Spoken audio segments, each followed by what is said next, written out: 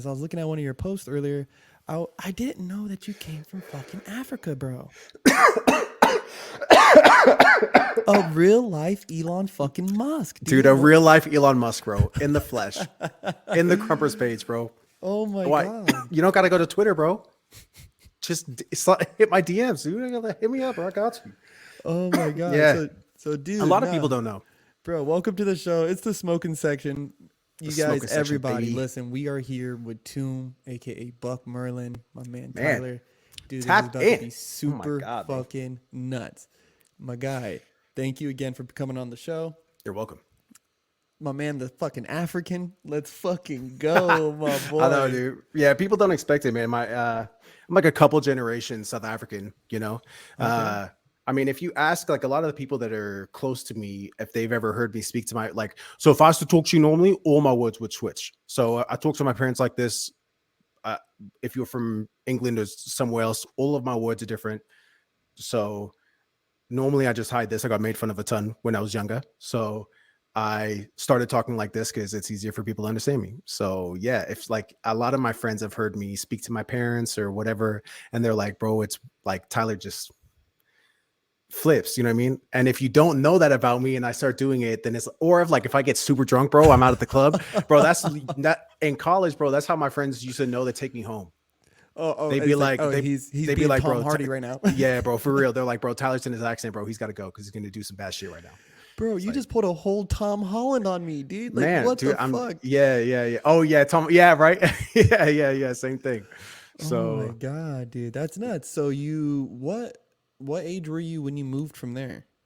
I was 8 when I moved from South Africa, and then Okay. we moved to Toronto, Canada. My dad got a job. It took us like 7 years to get out of South Africa. Okay. So my dad got a job with Adidas Canada. We went there. Mm. My dad was promoted. That's why we moved to Portland because headquarters for North America for Adidas are in Portland. Mm. Um, and yeah, I mean, you know, save. I mean, absolutely incredibly difficult. We left all of our family behind. Tons of our family didn't think it was a good idea. A whole bunch of shit, right? Um, so yeah, I mean, I think I have a lot of my like wild ambition as a, I have to thank my parents for that because I watched them make fucking insane choices their entire life. I mean, making money, being successful, and then losing. I mean, like damn near losing everything, restarting again with 2 kids, with moving from a different continent. Yeah, You know what I man. mean? That's Yeah, man. insane to me, bro. And And they just like did it. And my parents just celebrated their 40th winning anniversary 5 days ago. oh, congratulations to them, man. So like clap it up for the fucking Rents, dude. I Yeah, mean, dude. amazing, bro. Like you don't I even see know. that shit anymore. My dad got my mom roses. I went to the florist. She's like, "Oh, it's your parents' wedding anniversary." I'm like, "Yeah, they're celebrating 40 years." She's like my age. She goes, "What the fuck?" I was like, "Damn, what the hell?" She was like, "Dude, I haven't heard somebody say that in a really long time." That's a long I was like, time, man. "You're telling me, bro? Yeah, Fucking that's a 40 long years." time, dude. Like 20 years, I think is like usually like damn, that's a fucking long like 20 Yeah, years. Like that's 20 years is two a long time, decades. bro.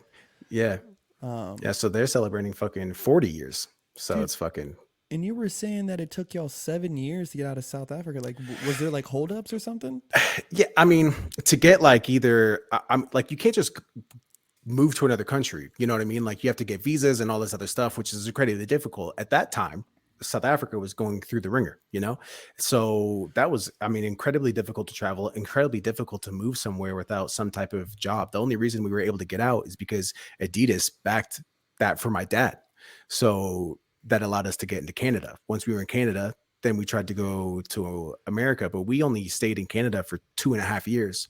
So Canadian citizenship only takes 3 years. They did not grant us early citizenship. So we were trying to move into America as South Africans. And that was an Ooh. absolute shit show. Ooh, Yeah. yeah. And yeah, but I mean, all props to them. They stuck at it, you know, worked their And asses off. My parents have a pretty crazy story as well. So and then ended up in Portland, right? yep. And then Portland, that's where you discovered dance.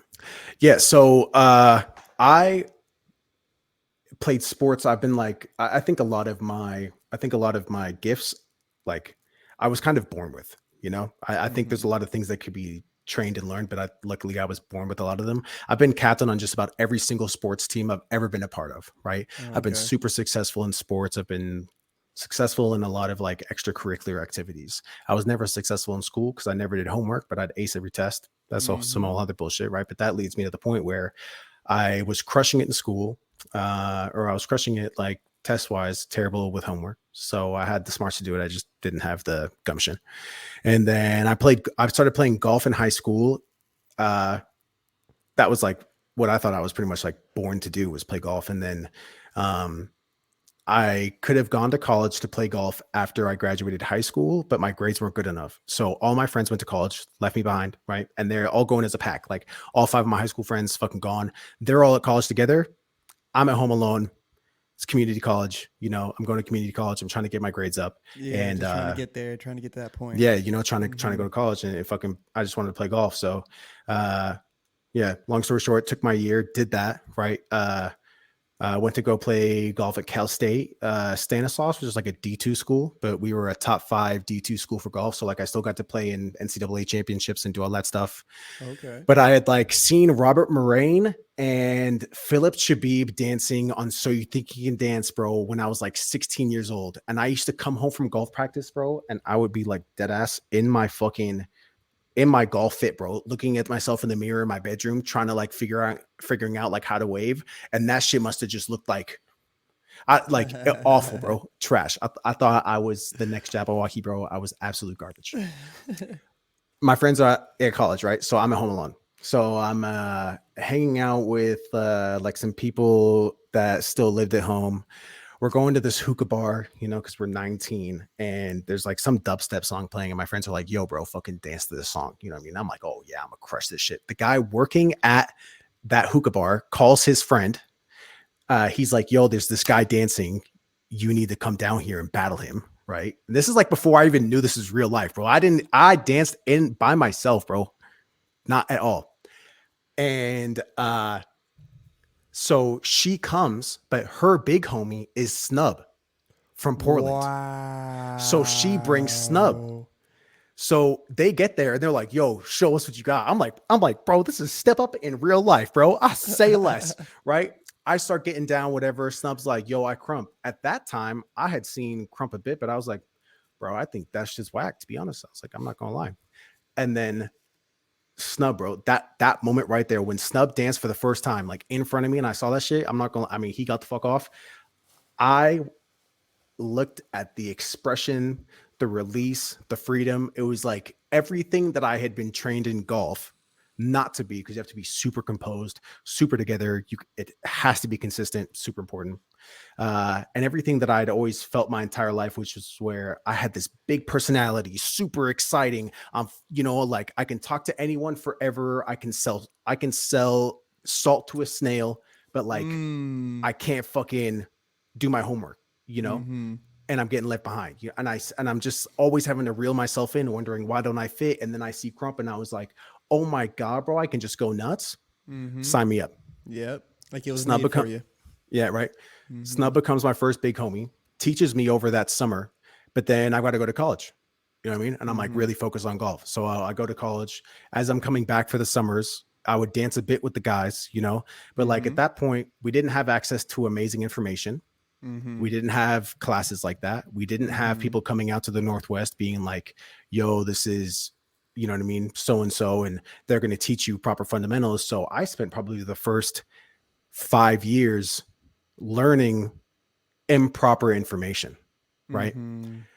Which no one's fault at all. I mean, like everyone's trying to, you know what I mean? Like I've got amazing OGs in my city. Like, I mean, you guys, I mean, I've got Snub, I've got Lil Mad Hatta, I've got Deadly Option Damo, you know what I mean? Like, Yeah. Shout out Domo. you know, shout out Damo, bro. I mean, shout out fucking all NWO, bro. I mean, you know, in Seattle, you've got Kyrie, bro. You got The Voice. Uh, you know, you've got Hardpoint, bro. You've got like all these OG Mowgli, bro. Mav, fucking Vicious, everyone, bro. I mean, I got Shady. I mean, well, Shady and I pretty much came at the same time, right? But as far as like OGs, you know, there's a lot of guys who came before me, and I mean, we're really getting off, you know, Mm-hmm. but there was just a lack of information. So I did that, and then when I came back to dance, I was like, damn, bro, like I feel like I'm really tight, and people were like, no, like Mm-hmm. you're not, Like, yeah, and nah, you ain't getting it, kid. yeah, like you're not, bro. So, uh, yeah, I don't know if you want to section from anything from that from the beginning. I don't know if we want to go into dance Well, journey. dude, it's like to to to think that like when I came in like roughly around like 2015, Yeah, 2016, and it was like dude, you and Shady were like two of the big names I was always hearing from fucking up there, dude. Like Portland, like y'all was screaming that shit, bro. dude, Like, we were, bro. Me and Shady used to go to every event. We would go to events together so many times, bro. That if we showed up and the other person wasn't there, they'd be like, "Yo, like where's Shady at?" yeah, And then like Shady like would where's tell your me, he'd be like, man's? "Yeah," he'd be like, "Bro, where's your man at?" I'd be like, "Bro, he's got a life. I don't know what to tell you." Like, you know what I mean? I'm here by myself. Mm-hmm. And like same thing for him. It was hella funny, bro. But like, I mean, we were really popping off right then. At that point, you know, we were getting a lot of traction. Uh, I was under Spartan. I mean, that was my dream fucking come true. Mm-hmm. Um, you know, sadly that was difficult. Mm-hmm. You know, but yeah, everything that I had dreamed of, getting booked for events like that, I I never thought I'd actually be there. Mm-hmm. And yeah, some of the greatest times of my life. I mean, I don't look back on that. Yeah, I mean, could I have started a business when I was 20 and like been retired now? Like, I don't know, like probably. But then I also Yeah. wouldn't have had all of that stuff. Like it's like you pick and choose what experiences you fill your life with. And I'm really, really, really thankful because I still do it every single day, bro. I crump every single day, bro. Yeah. I dance every day, Yeah. you Even if know. it's for 5 seconds, dude, I gotta get something in. I I gotta got get it it, in. bro. And I'm getting a full lab in at least 5 days a week. Yeah. So before I work out, I'm getting a full hour. I'm getting at least an hour in. Mm-hmm. So and it's just for me, bro. Not for I mean, not for any event, not for anything, just for my soul, you know. Mm-hmm. So wouldn't give it up for the world, but Dude, and very dude, and when I think too, like when you were talking about like Robert Moraine versus Philip Shabib, bro, like we were literally talking about that last night at the lab. I was like, because we were at Philip's house, yeah, yeah. and I was like looking around. I was like, yo, this place is fucking sick. I was I was like, guys, I hate to tell him he's one of the reasons I started dancing. Like him Dude, and Robert Moraine. bro, I wanted to like message the guy. I wanted to message them and be like, bro, like, I just want you to know everything is because of you. Dude, I'm saying like I did it with Robert. I did do that with Robert Moraine. Yeah, yeah. He had made a post one day and it was like kind of sad and I was like, hold up, let me hit this man up. And so I literally hit him up and then he responded back and we chatted for a second. But Philip Shabib, I got kind of more into like later on, like once he started doing I Am Me, the I Am Me crew that he Yeah, had for yeah, yeah, ABDC. yeah. That I kind of started following him a little more closely around that time. And then to think, bro, like coming up during an era where that type of shit was going on, and then now where it's at, like you were saying, bro, like the process of information has grown like so much, bro. Like I remember watching YouTube videos, or you had to be in front of the fucking TV 7 p.m. Monday evening, or you're not seeing Robert Moraine You're not, versus fucking bro, Philip you're not Shabib. seeing it, bro. You're You're not, missing it, bro. bro. You're missing You're it, or you're missing it. missing all this other shit, all these Yeah. other like, bro. What was there like? Showtime at the Apollo was a big thing that got me to start dancing because they would always Mm, bring like dance acts on, like you know what I mean. And I really owe a lot to that fucking show, dude. I owe a lot to that thing. damn, that's pretty Um, sick. yeah, bro. Like, and I try to tell people like it's it's different when there's a sense of urgency because you might miss it. Like this information, this presentation of these abilities and all this stuff. If you're not there, bro, like I'm saying, in front of the TV, or if you're not at that session, or if you're not with those guys with that information, you're just missing it. And Yep. you know, I was a YouTube head. I just learned off of YouTube. And like you're saying, bro, when I met people who knew really how to crump, it was like, I don't know how to do this at all. Like, I actually don't know how to Dude, do this. I need to actually relearn because all this other information is bro. wrong. Eh, mind-boggling. Mind-boggling to just see it all. Carpet pulled. God, where's the floor at? Just Yeah, just dude. falling through the Yeah. bottom, bro. Yeah, Send you upside down, man. yeah, absolutely insane. Yeah, I mean, I had come back from college, tried to go pro in golf. It was insanely difficult, right? I was also super immature. I had a lot of problem with my ego. Uh, I think I had watched my friends perform better than me in a scholastic sense for a long time. Thought that was, you know, where my worth was related, like where my worth was related. And so tried to do all of this extra, like tried to make it like I had to be the best in the world. And it was like, bro, you didn't have to be the best in the world. You don't have to be the best in the world in anything. You just have to be good. Doesn't Mm-hmm. like not perfect, bro, just good. And being good is relatively like is pretty accomplishable, you know? And Mm-hmm. so I ripped myself apart trying to do that. And then I couldn't it wasn't really working out. I was like, fuck, okay, well, it's time to work. So I went and started working at Nike. That's where like I first started, like that's where I first started to realize that like I have innate ability to sell. Mm-hmm. Um but from that job, dude, is when I would take all of my money and I was like investing in myself by traveling to events, taking every workshop. I mean, bro, Mm-hmm. me and I have probably taken easily, bro, over 50, I'd say close to 100 workshops in my life. Nice, dude. Multiple styles, you know what I mean? Like I've done SLX twice. I've had privates from like so many famous dancers, you know what I mean? It's crazy, but it's like I worked my ass off for that shit and I got it so I could do it properly, you know? Dude, how was your SLX experience, bro? Oh my god, bro. I dude, mine's pretty unique, bro. I'm not gonna lie, mine's pretty fucking unique. But as far as the training, I mean, bro, Chez is an incredible teacher. Mm-hmm. Chez is also an incredible, I don't know how you'd want to say it, but almost like a gifter of krump. Like he has an ability to gift you with a feeling that I can't really explain, you know? Mm-hmm. And I'd battled him.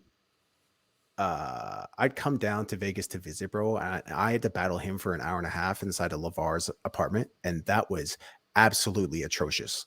Oh Um, shit. that was worse than the SLX, bro. SLX because I didn't know what the fuck was going on. So I Mm-hmm. didn't have anything to go off of. So I'm trying to go off myself, which was incorrect. And Mm-hmm. yeah, he made me pay that price. So Mm-hmm. the SLX experience was incredible. I felt really good about my dance and myself at that time. I really thought that's at a time where like I really thought I could be in. I don't know, bro. Maybe like having a belief in myself, but then looking at the reality of my dance, where I didn't have the accomplishments to be in eyes, but I felt like I had the intelligence, the understanding to be like, hey, I know dance really well, and I just don't have anyone that's taught me anything.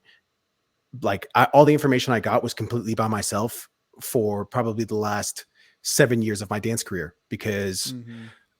you know some Mm-hmm. people are better leaders than others. Yeah. And so when I was with Chez, I was like, bro, I really think like I wanted to be in eyes, bro. I thought I really all this, like anyone, Mm-hmm. Uh, and I took that, dude. I came back and I was like, I'm a fucking demon, but I really am, like I'm a demon right now. Yep. Uh, and then I went through some crazy shit. Yeah, went through some crazy shit. I was actually booked for a ton of events. Um, Went to jail twice. Pretty Oh. brutal. Yep. Spent like 2.5 months in jail. So I've made my own mistakes. Um, Hey, brother, those and things don't define you, man. yeah, bro, They don't define you, like, man. and a lot of people, you know what I mean? It's not been all fucking roses and rainbows, Mm-mm. I went through, I was like the king of like Portland for a while. And yeah, there's like some bad people in this world, Yeah, and man. yeah, they can do some bad stuff to you. So Yeah, man. it was a crazy journey, but like coming out of that, you know what I mean? Mm-hmm. I thank God. I mean, still like now, like I go to dance and it's completely different. So coming out of that, I mean, I still have all of that pain, I have all of that angst, I have all of that turmoil. 3 months later, I'll open up my business, Yo, look at there. you Turning know? pain to profits, man. Yeah. So pretty wild. You gotta, yeah. I I mean, kind of like branched off, but oh fuck, I gotta grab a new battery for mine. I'd say here. Well, hey man, nah, the it's that's crazy because that is something I was talking to one of my friends at work about was like, dude, there's a lot of people who are dealing with shit that they Hold just on, do. close my bad, brother. I can't Oh hear no, you you're for a good. second. There we go. My bad. Go ahead. No, but no, I was saying that I was talking to one of my friends at work, and it's like, there's a lot of people who are dealing with shit that they just do not talk about, and they don't tell their closest friends, they don't tell their family, they don't tell their wife, they don't tell nobody. You know what I mean? They don't even tell their fucking dog, bro. And Dude. and it's crazy, bro, because people could really like get lost in the fucking sauce. Like when I was I mean, dude, Dread and Beast put me on a fucking like path for fucking stardom at one point. And in LA, well, Oxnard for sure, in my city of Oxnard, I was holding shit down. But I was going Yeah. out to LA and doing my thing. You know what I mean? Yep. And a lot of people didn't know, like at that time, like my dad had just died. My girlfriend God. was pregnant, and I was like about to lose my house. I was like, holy fuck, I was stressing. Like, you know what I mean? But people were like, Holy shit. oh, you're so like, oh, and I hate this one. I hate is you're so So lucky. lucky. Like, nigga, this is not luck, bro. Like, Bro, it's first off, I'm dying. Like, I'm dying from the inside out. And second, this is all hard work, bro. Like, I stayed up until 3 in the fucking morning. I went to AOV practice 4 times a fucking week. You didn't. So you're not me, and I'm him. So you're not him. Like, so don't even fucking try to compare, bro. No, that's not how this happens. I'm sorry, bro. Dude, you'll hear me say this a lot. Your foo-foo fairy dust stories doesn't compare to my effort. Exactly. Just does not. Exactly. Exactly. Yeah. Bro, And and it hurts when I think like people really have this idea like, bro, you and Shay, dude, I don't mean to fangirl, but I want to fangirl you for a second because I don't think that like Crump has a really weird culture behind giving people their flowers. You know what I mean? oh And yeah. like in telling homies when they're inspired by them. You know what I mean? But like when I was coming up, dude, I was like, I didn't want to watch Spartan and them. I didn't want to watch Ruin. I mean, I do like yes, I want to watch them, but the people I'm gonna put on replay are my peers, people who are like my age or they're kind of around my timeline. You know what I mean? They haven't been in the Yeah. game 13, 14 years. This is a new approach. Let me see what this new approach of Crump is because everyone likes to say Crump is evolving. It evolves every day. It's like, well, who's the freshest in the game? Those are going to be the people I'm looking at. I need to watch how they're interpreting what we've already like seasoned. You know what I Mm. mean? Like what we've already put some sauce on. How are they putting the new sauce? Because it evolves, right? So let's stay on the wave. So dude, you guys, bro, like, and it's crazy because even like the guys here in Oxnard, the new dudes, they would watch your guys' footage too, and they're like, damn, they're so good. Oh, they got booked for this. Damn, like it must be nice, like or this and that. It's like, whoa, guys, slow down. Like Yeah. they're in the fucking trenches, bro. Yeah. Like they're out here, they're battling big names. They're doing SLXs. They're doing this because I did SLX. I did SLX with Ches too, man. Yeah. And Yeah. You know how that battle at the end is, bro. yeah, oh yeah, Yeah. Yeah. oh yeah, Oh bro. yeah. Bro, and it was wild when I did it. It was around the same time of the Vegas shooting. And so Whoa. Ches was like, yo, champ, like, you obviously know what's going down out here.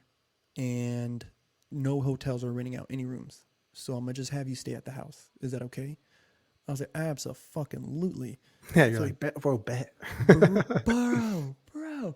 And so I'm just like sleeping on the floor, like, you know what I mean? In the living room Yeah. or in his Yeah. brother's room. And then, the training, LeVar comes by, like, Spartan comes by, all these Crush comes by. And I was like, yo, like battling these guys and labbing with them. And then labbing with, I know Ches has got a lot going on, whatever. Yeah. But Yeah. no Yeah. one can deny that when like him, Prissy, Miho, Slayer, Little C, when they dance, Crump is coming out of them. Yeah, bro. Exactly what I was saying earlier. You know what I mean? Like, Exactly, bro. yeah. I, And not speaking on him as a person or his decisions. Leave myself out of that. Uh, dance but alone yeah, on dance alone. when it comes to dance alone, bro, Krump is in it's like it is tangible. I don't care what you say. It's completely tangible. And the more time you spend around it, the more it's like infused into your body. And I don't know how they created that themselves, but I think it's so essential to who they are as a person. It's unbelievable. Unbelievable. Yeah, man, dude. And man, I really try to put together sometimes like in my head to where like I wonder how it feels for them to see guys like you and Shady and Domo and Snub and dudes from a whole nother fucking state. Like they were 15, 16 years old coming up with this dance, and then now it's worldwide. Like Dude. that I must mean, feel what so like crazy. imagine watching like a, like I mean, I still think like going to like you see something like I mean Beast and Rex going to India Yeah, and man. it is packed, bro. And dudes are barefoot. And dudes are barefoot, bro. Dead serious. You It's know what I so mean? crazy, bro. And These guys but are it's barefoot. beautiful though, because it's their culture. You know what I mean? So it's their culture's like, I'm, you know what I mean? Like you're gonna be like, bro, put on some shoes. They're gonna be like, bro, take off your shoes. What are you talking about, you fucking Yeah. weirdo? Like, you know what I mean? Like we're the weirdos going in there, and it's like you're like you're gonna dance with no shoes on, and they're like, Yeah. Or it's like, bro, too, like sometimes like I used to dance with AOV, man. And sometimes I think about this like when I think of crumpers and especially in I will only speak on the US because I've seen that it's changed a little bit.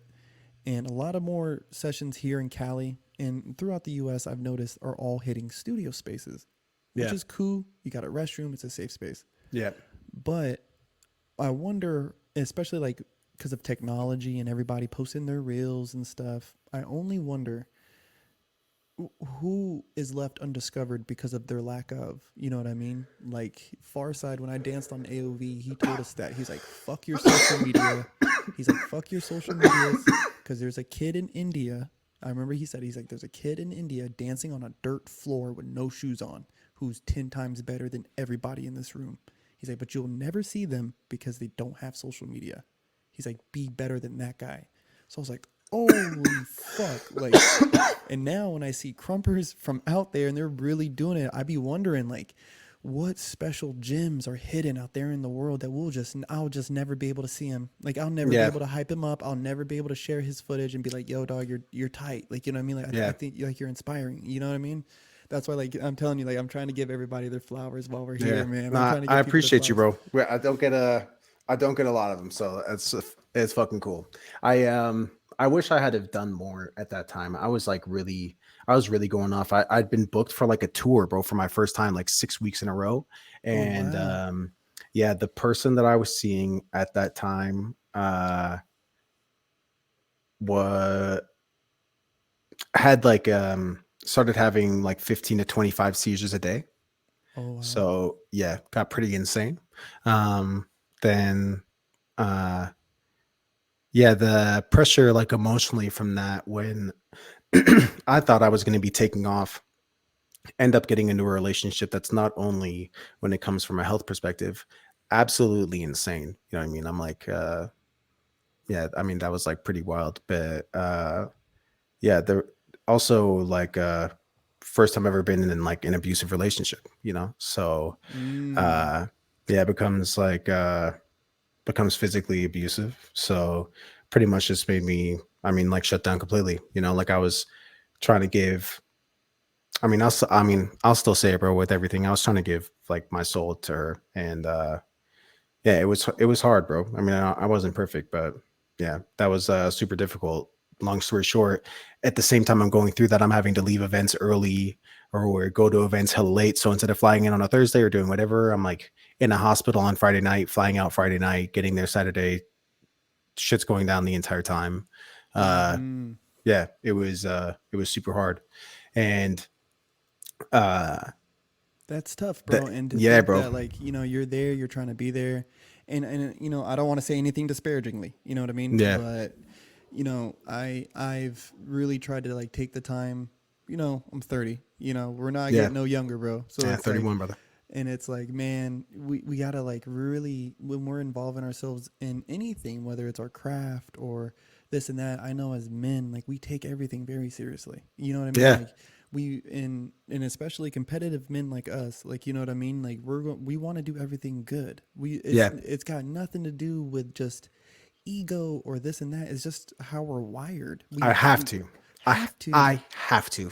have to. Have to. And it's not like, you know, I'm okay. Like when I think of the grand scheme of like money or talent in the world, bro, I don't need to be in the top 5%. I can be in the top 15% and still be better than millions of people. Like, you know, millions of you Bro. people, I could be better than you. It's fine. Like I'm cool. I'm cool on that. Yeah. I'm I, cool on the superficial I shit. just need enough people to I just need enough people to like me. And That's pay it. my bills. That's it. Dude, That's just it. enough, bro. Like, I mean, I just need like a little 10K of brand deals a month. I don't need to make 100K, not 200,000, not a million a month, bro.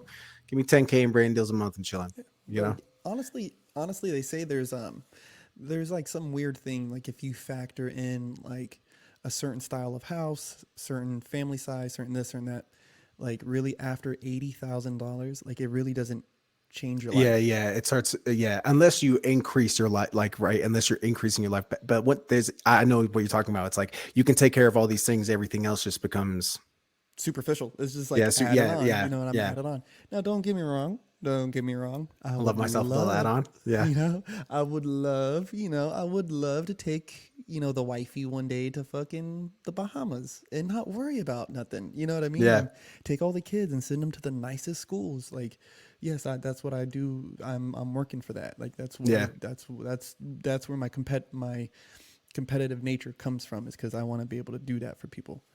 But yeah, man, it's tough too because around the same time, like I'm saying, like around the same time when I was starting to hit tournaments and starting to hit battles and doing this and doing that, like my son was born, and I dropped everything. I was like, Yeah. fuck. I was like, fuck Have this. to.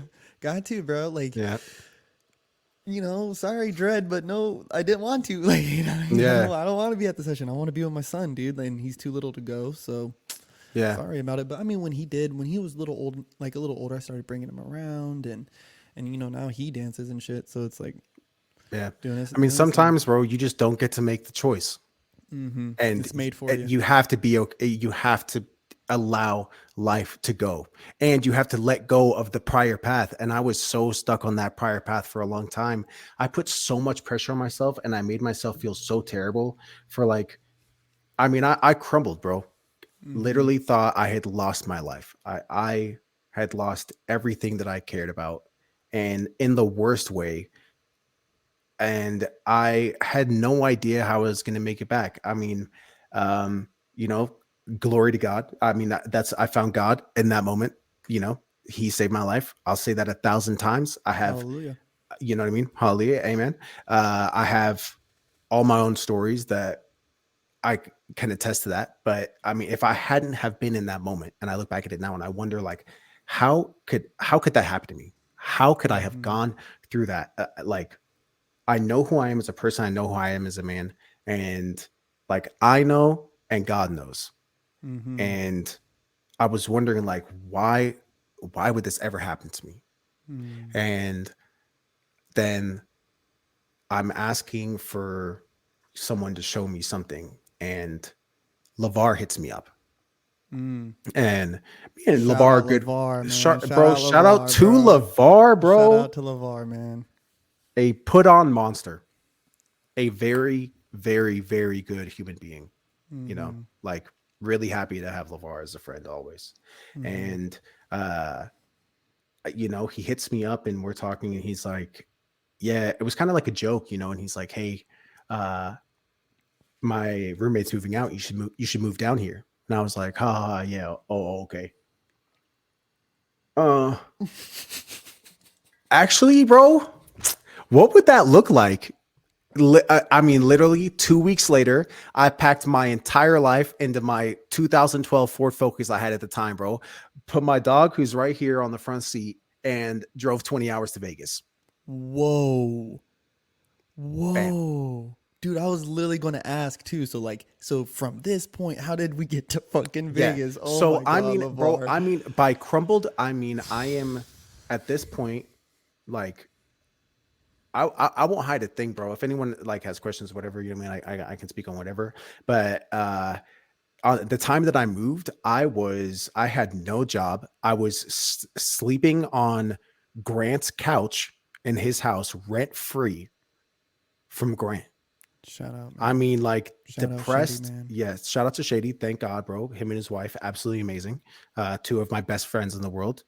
You know, I had a lot of friends who helped save my life, bro. But when I say that I crumbled, I mean, like I tried to do some very bad things. Thank God, I'm so happy I'm still here. You know what I mean? There's so much more. If you ever need help, if anyone's ever struggling, feel free to hit me up. I have amazing stories to tell you. Uh, so I'm sleeping on Grant's couch, bro. So depressed, I can't even go outside. Nothing. LeVar Mm-hmm. gives me this. Talk to my parents. Luckily, I didn't have a relationship with my parents. When I told them I wanted to dance, they actually kicked me out the house because I didn't want to play golf anymore. I wanted to dance. So they kicked me out of the house. I didn't talk to my parents for mad long. Went to Oh, jail. wow.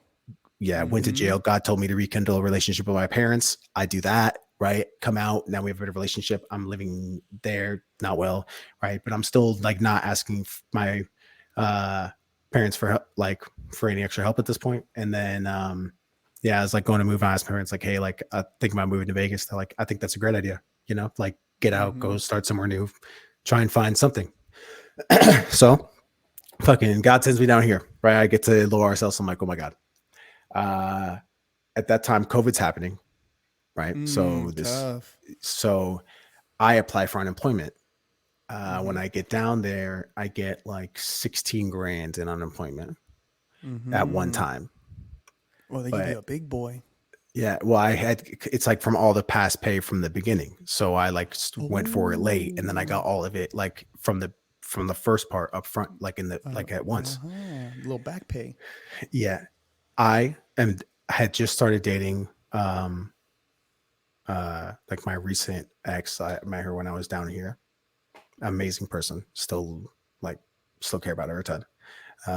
But we had just started dating. I didn't really had anything for so long. You know what I mean? And I was like finally starting to find happiness again and freedom. And I felt like I was like, oh my God, I can go outside. Like this is cool. She Mm-hmm. helped me a ton, bro. When I met her, I could barely go outside. I could barely be around people. My social anxiety was crazy. I went from being I was the number one seller at Nike in the nation. I got invited to work at the US Open, run the US Open for Nike, like for their Wow. sales team down there. Like, I mean, I was out selling stores by myself. We were doing like these, you could sell things online in store. And then I was selling out entire regions by myself.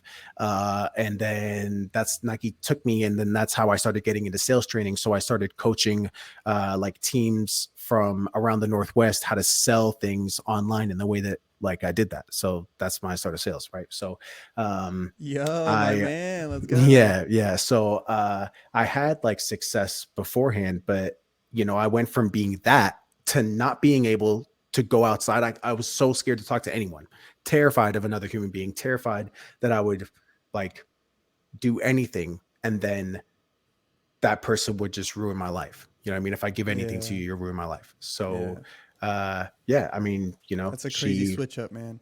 crazy. And to look at myself then and feel that and be like, how am I here? How is this? Yeah. How did we get to this point?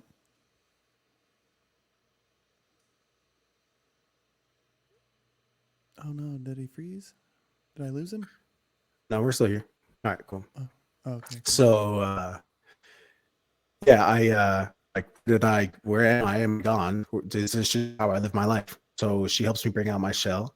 I blow that money in a month. Oh shit. The whole 16? Boom. Gonzos. Whoo. Oh no, where'd it go, dude?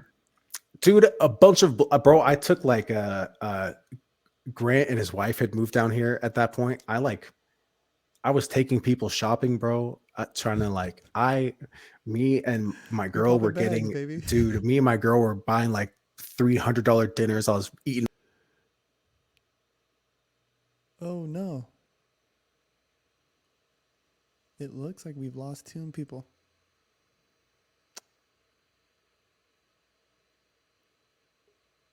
Oh, let me bring it back Oh, my bad. on. Oh no, Chat. you're good. You're good. Like, Uh, screen going wait. black. So yeah, I'm like eating Popping oysters. bags, popping Just bags. stupid, COVID bro. It's money. just stupid. So dumb.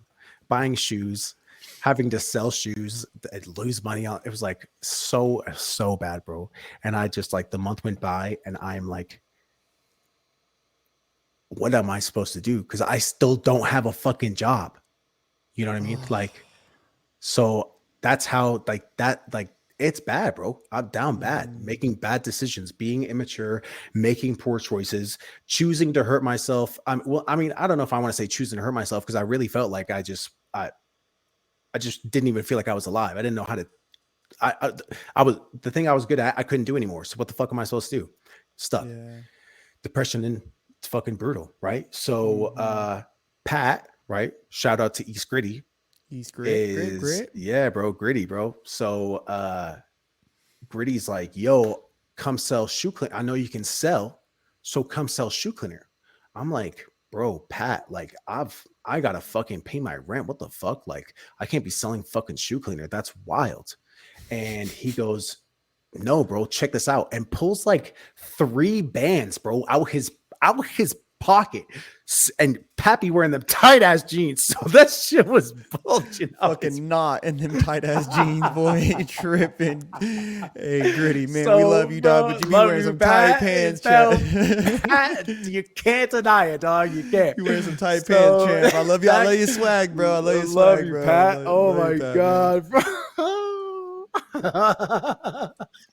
So Pat pulls this wad out, bro, and I'm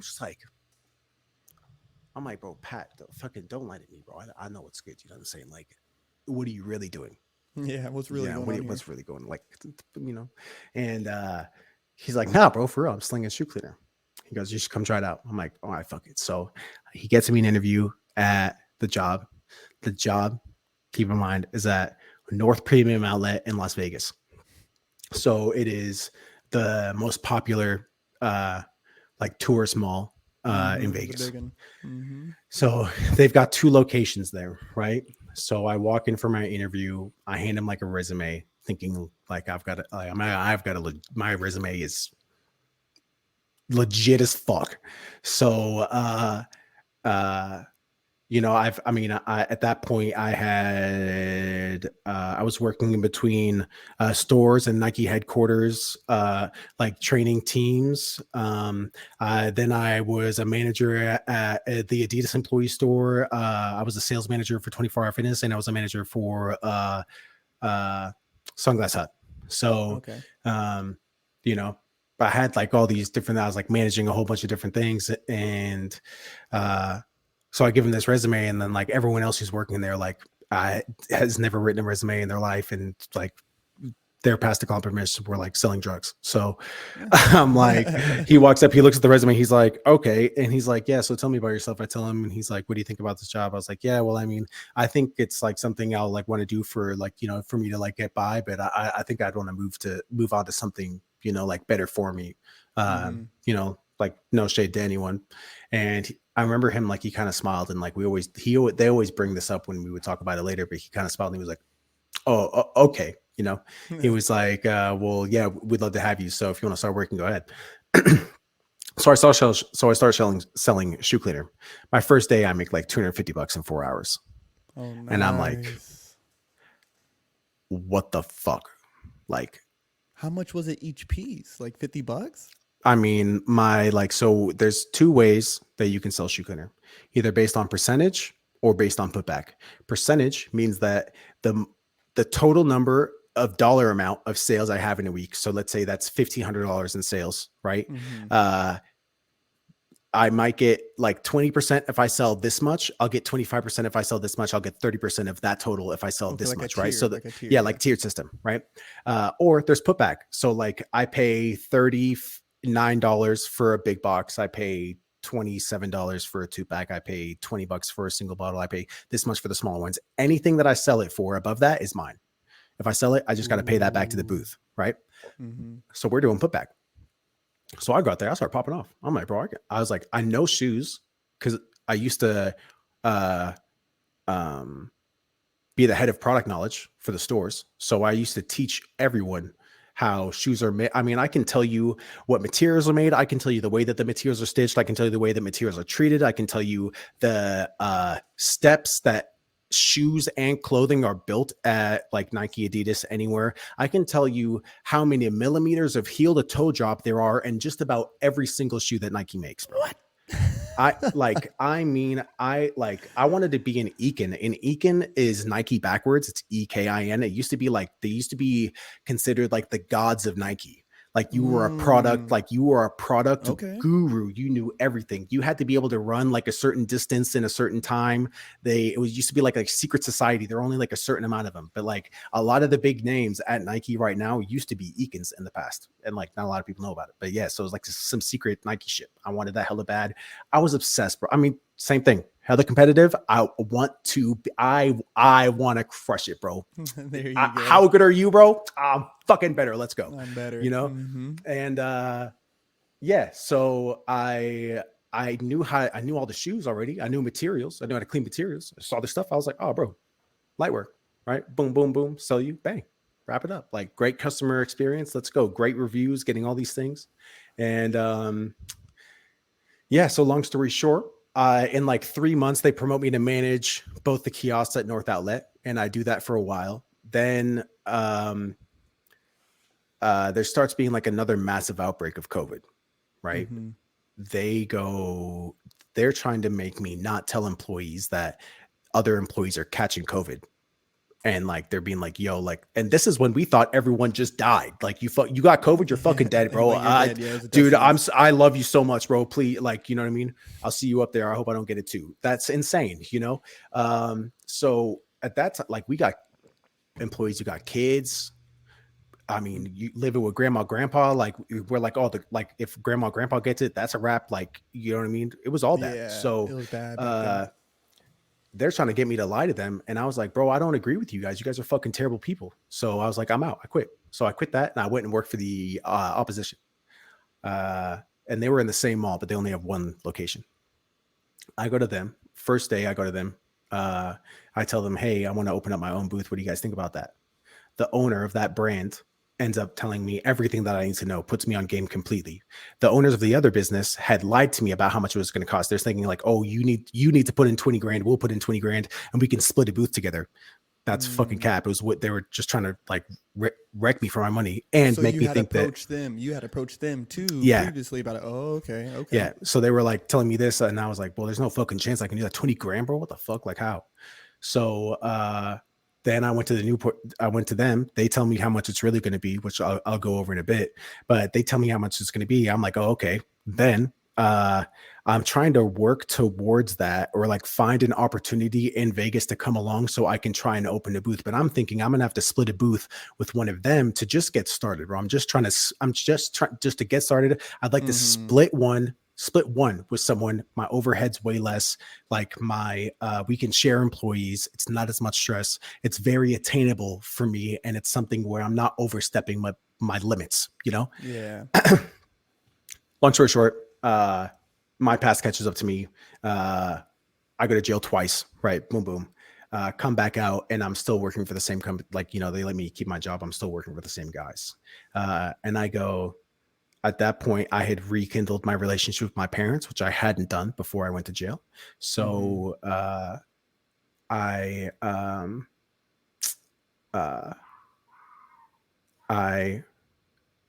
asked them again, like, hey, you know, I think it's time. I'd really like to change my life. I just watched myself go through this terrible experience, and I'm never going to let anyone take my life away from me ever again. You know, and I'm going to try and control my life as much as possible.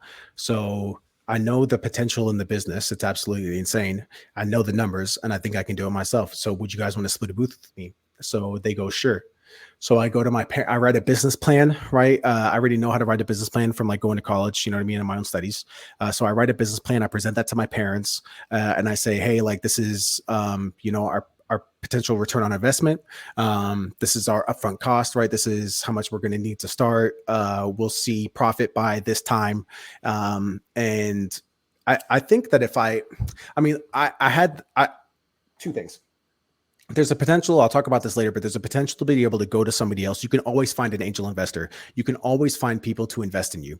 If you have an idea and you have a backing of like knowledge to be able to do it, I think you could. Could I have gone to somebody else and given the same presentation and probably gotten the same deal that I got with my parents as far as split of our business? Yeah, I think so. Right.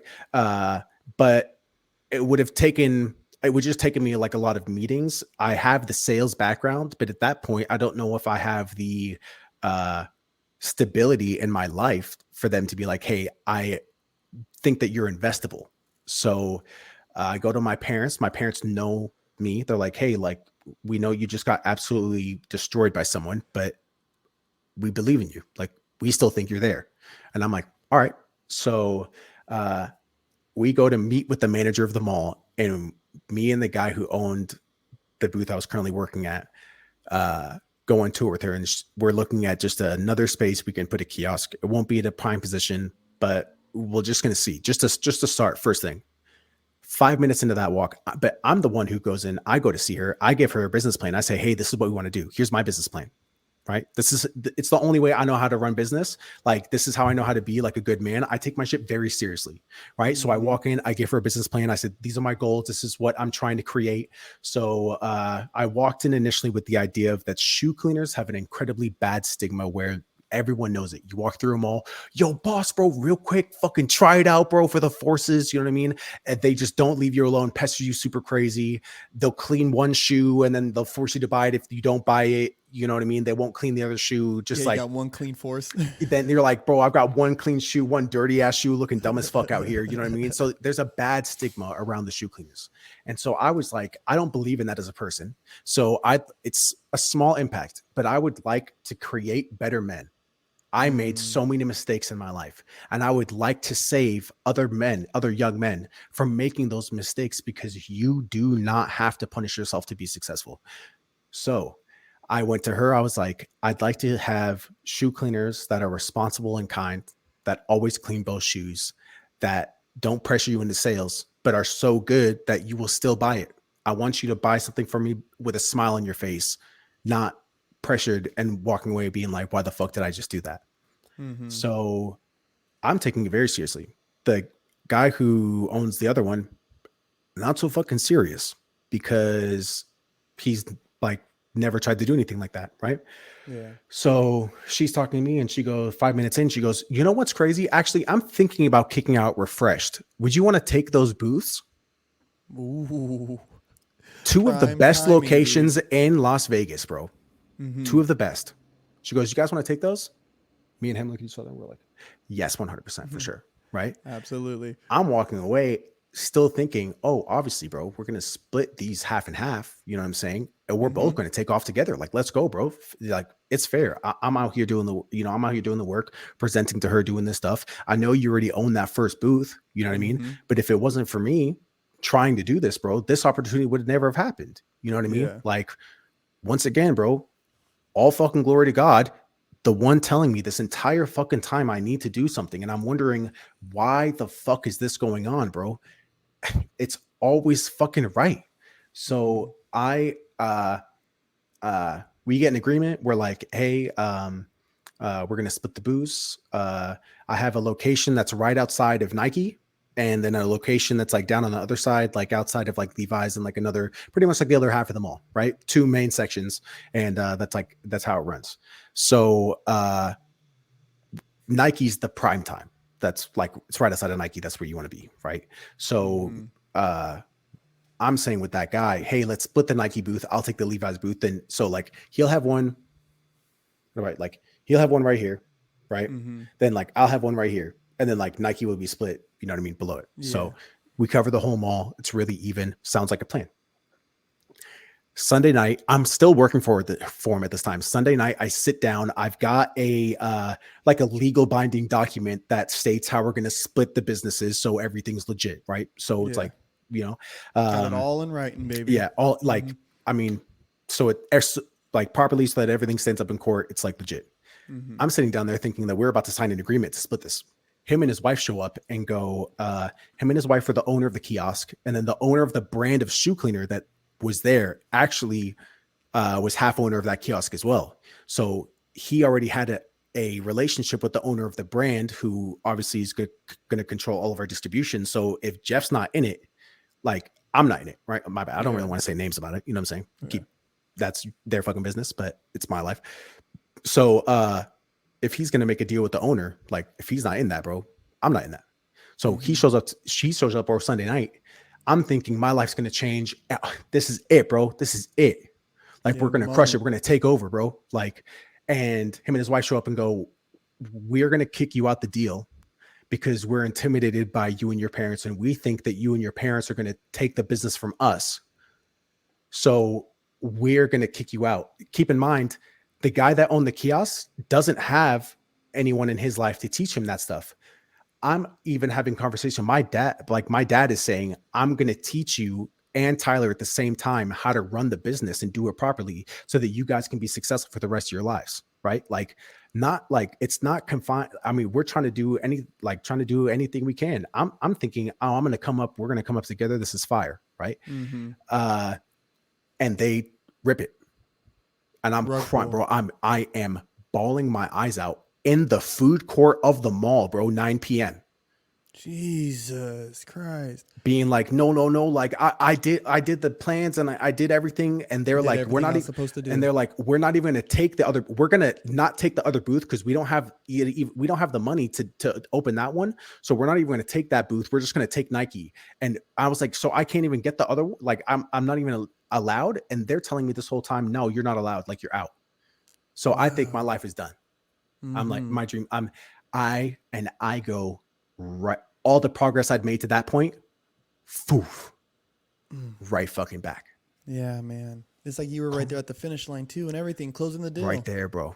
And I look up, I'm like, why? Just dangle the fruit, bro. Yeah, man. Call my dad. I'm like, yo, dad, this is what happened.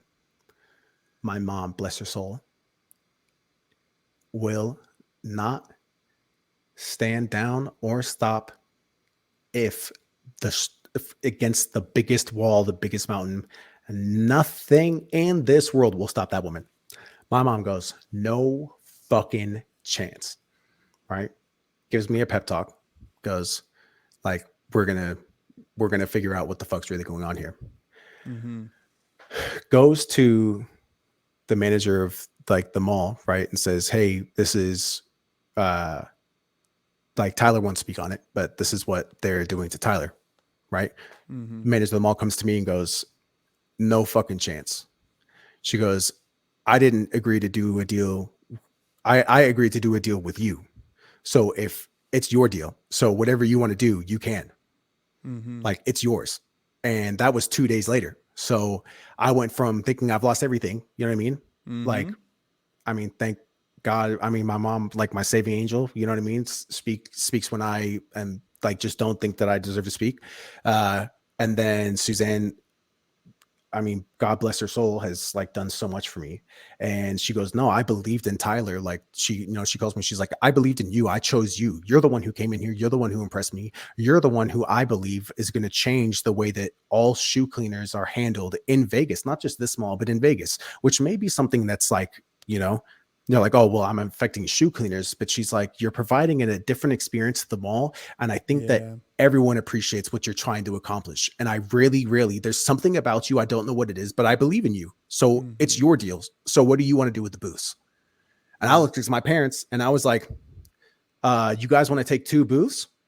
And my mom was mad as fuck, bro. Both my parents were mad as fuck. So both my parents were like, fuck that. Yeah, we're going to take 2. Fuck, they're out. Fuck that. Right. So I'm like, all right, bet, bro. I was like, this is fucking wild. So I went from going for half a booth to getting a booth and a half to getting no booth to getting 2 booths. Yep. Like, dude, that's insane, bro. Crazy. Then they still like, because I don't know all the shit yet, I need to still buy shoe cleaner. So I got to get product on hand. I was told that I'm not allowed to buy from Refreshed, who's the previous brand, right? So I go to the brand I was employed beforehand. They go, well, since you kicked us out, so-and-so deserves money. So if it's called pay to play. So we're going to charge you $5,000 and then you're going to have to pay $1 extra per box on every single box you sell for life and give it to him as payment because he's not a part of the booths anymore. And you're not allowed to sell any other product in this mall. So if you don't get product from me, you're fucked. And I'm like, bro, so now I'm getting blackmailed. Like, this is fucking wild. So now I'm like, oh, bro, guess what? This isn't your fucking mall. You think you're hot shit. So I go back to mall management. I say, this is what's going down. And she goes, oh, fuck that.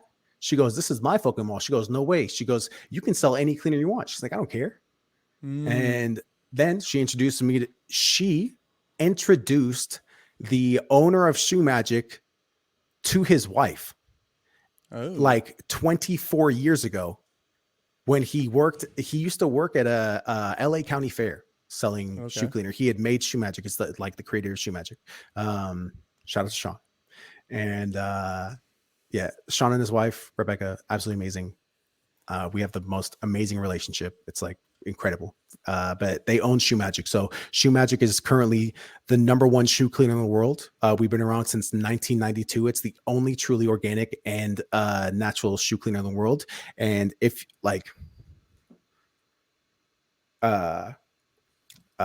they do about like 50 million in sales a year, right? Wow. For Shoe Magic. Yeah. So they run like they run a massive business out of Corona, California. So Rebecca my mall manager had introduced the owners to each other and had met Sean originally at LA County Fairs, just selling his own shoe cleaner, bro. Like one bottle, a brush, and a little towel, like on a small little stool by himself and no one else, bro. That's how he started. He made his own shoe cleaner. So he builds it into all this, and then the mall manager says, "Oh, I got a great person that can sell you shoe cleaner." Puts me in touch with Sean. Right. Then everything starts flowing like crazy. Right. They're super professional because they run a legitimate large scale business. Right. So we signed a distribution agreement. It's super clean. It's super precise. Right. Everything is exactly how you'd want it. It's beautiful. The conversations are really pure. And now we're like, oh my God, this is now starting to feel, now I'm looking up being like, thank you. This is amazing. Right. But I'm terrified. I still don't know what's going on. So I signed a distribution agreement. We do an initial product order. Right. So now, like, I guess, like, let's just get like straight into the business part. Right. So initial startup costs for this was about $34,000. So you're talking, my rent for each booth is almost $5,000 each booth. Okay. So I pay $48.50 a month on each booth in rent. It's like pretty intense. I went from paying like $600 a month in rent to like now having to be like fucking, now I'm paying $10,000 because I have two. Oh yeah. Right. Yeah. So, and then to get the booth, you've got to lease a booth for 12 months. So you've got to pay first and last on 2 booths. So that's 20 bands. That's 20 bands. Right. Then you've got to do an initial product order. You're probably talking about $7,000 at that point because you've got to order everything. Then you've got to buy chairs, stools, the scrubbing stations, you know what I mean? Extra product, that kind of stuff. Right. And then you also have to buy displays. So my displays were $4,000 each. So, yeah. Also, I got ripped off on my displays. They should not have been that expensive. I learned my fucking lesson. Right. Mm-hmm. Also, there are a lot of malls that you can go into. You don't have to be a shoe cleaner to generate wealth. One of the things I do want to talk about is how to get yourself out of the place that you're stuck at. This is my plan personally, but I personally think it's the easiest way for anyone, no matter what you're doing, to allow yourself to be like financially free and able to retire, right, with minimal work for the rest of your life at a lower age. So you don't have to do shoe cleaning, but I'll explain to you how I started my business so that like people can understand it. So, yeah, the $20,000, the $7,000 for that, the $4,000 for that for both booths. And 2 days, I opened up March 1st of last year, 2 days before I'm supposed to open. I still don't have employees. Ooh. Ooh. So this fucking cleaner, dude. That's what I'm trying to figure out. So I'm like, what the fuck am I about to do? I had a lot of people who used to work for me when I used to manage, and they were like, yo, bro, we love working for you. If you ever do this by yourself, because I told people, I'm like, yo, I'm going to do this shit myself. And they were like, if you ever do it, hit us up. We'd love to work for you. So the other brands like hadn't told them that they were going to lay people off and they were losing them all. So they only found out like a few days before they were going to get kicked out, which is crazy. So Yeah. they're like, yo, hello, people losing their jobs, whatever. And I have 2 days before I'm supposed to open, I have no employees. By the time I the next night, by the time before I'm about to go to bed and I'm about to open the next day, I had five. So Mm. that's like just enough to run two booths. The way the booths work, you've got two spots pretty much. Those have to be run. Generally, there's like 4 shifts. So there's an opener, a closer. You can work all day.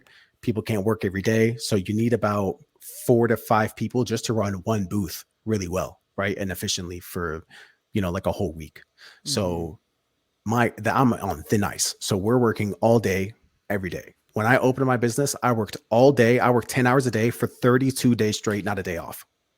God damn. Dude, just getting in that And grind, there, son. bro. And it's not me managing. I mean, I'm selling shoe cleaner, bro, Mm-hmm. for my life, bro, to pay my fucking rent. I am selling it, bro. But thank God I'm in Vegas. It's March, bro. Spring break, bang. We're popping. It's Yeah. fire, right? I get some like amazing employees. My current manager had literally just been looking for Shoe Magic. I just opened up. I hired him. He's my best seller, my number one guy. Fucking shout out to Jairus. I fucking love you, dog. You're the shit. Yeah. So yeah, startup costs 32K, right? We go into the year, most difficult thing I've ever fucking done in my life. It is so much harder than I could have ever expected. And that's why I say I think it's really unfair for someone to open a business and then to look at someone else and say, this is what you should do. Yeah. Because there are so many intangibles that it takes to run a business. And that may just be a gift of mine. I'm really good at managing and training people. I'm Mm-hmm. really good at understanding another human being. I'm compassionate. I'm caring, right? I'd say I'm very Mm-hmm. equally firm. Like it is something, it's probably where I'm best at. I'd like to Mm-hmm. say I'm a better athlete or whatever, but that's it for me, bro. Like, I'm not Davi, but Yeah. like Davi just a, a gift to dance, bro. I mean, Yeah. he was just here in Vegas a bit ago. I don't give a fuck what you say, bro. I'll train Krump all my life. I don't know if I'll ever do what Davi does. You know what I'm saying? Yeah. Some people have everyone has their thing. You Mm-hmm. just got to use it to your advantage, right? So Mm-hmm. luckily I have that. So I think it's really unfair for people to turn and look at a business and say, this is what you got to do. Yeah. Because there's so much that goes into it. You could do a lot of smaller stuff, but like having a team or like having a sales business, different, having a service business, totally different, right? Yeah. Having a sales business, very difficult. So yeah, doing that, absolutely insane. Hired and fired so many guys. I had employees steal like $7,000 worth of product from me. But I've had um all this shit, bro. People's lives, everything. It's life, bro. I have 8 employees now. My guys are buying, their first cars, pay for apartments, their wives and their kids live in it. My guys make anywhere from 1,000 to 2,000 a week. Wow. That's good So money, dude. That's good it's money. like it is good money, bro. I pay a lot out. If I went to percentage, bro, Yeah. it's a lot. It's a But I lot. wanted to give people real lives, and I wanted to allow them to be successful, and I wanted them to I want you to find peace, and a big part of finding peace is just to get to that point where I'm just stable. I may not own a house, but I can pay for my apartment, my family and my child are safe. Mm-hmm. Like I feel comfortable. I have a car I can drive. Like my Mm-hmm. basics at this point are met. And I have a workplace that cares about me and gives me time off. And if I have to leave or go do anything, I'm allowed to do that. Yeah. If I have a bill to pay, I can come into work. I can work one day, get paid out that day, and then go do it. Right. Mm-hmm.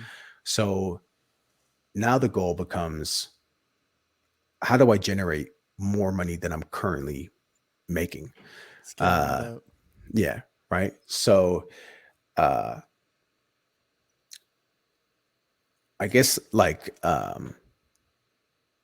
this is the part where I care like more about, which is how to take how do you take the money that you're making and turn it into something that is really going to change your life. You know what I mean? Like something that's substantial to where you can do it. So all of this information I got by myself, all of this information I found, all of this, I just sat like, bro, when you're taking a shit, just watch a dedicated feed on TikTok about real estate or investing or the Burr method, BRRRR. If you don't Mm-hmm. know it, I know you've seen it, probably seen Look it. So into like, it. you, Look bro, into look it. into it, dude. And on those times, just take your time and study, right? But yeah, earlier we were talking about that like fairy dust shit, right? Yeah.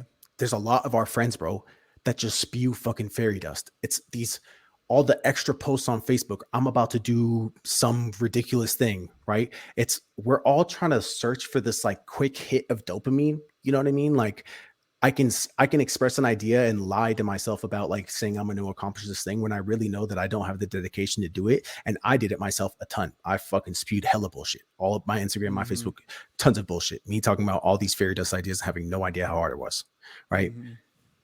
It's uh it takes an immense amount of work to open a business, but I think to generate wealth, anyone can do that.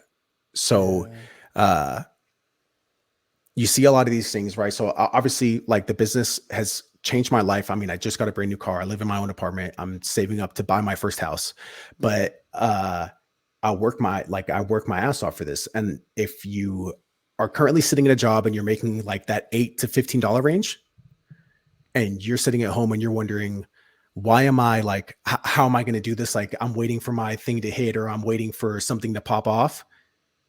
All you have to do is invest in a skill. I invested in my skill of selling, like that was kind of innate to me, right? But then like spent a lot of years progressing it. You don't have to spend fucking 8 years learning how to sell to be successful and make money. That's fucking ridiculous. Learn how to code, learn how to learn cybersecurity, learn graphic design, Mm-hmm. like learn a skill, pay $150 for a class. There's tons of weird, you can become like a phlebo- a phlebotomist. Um, Yeah.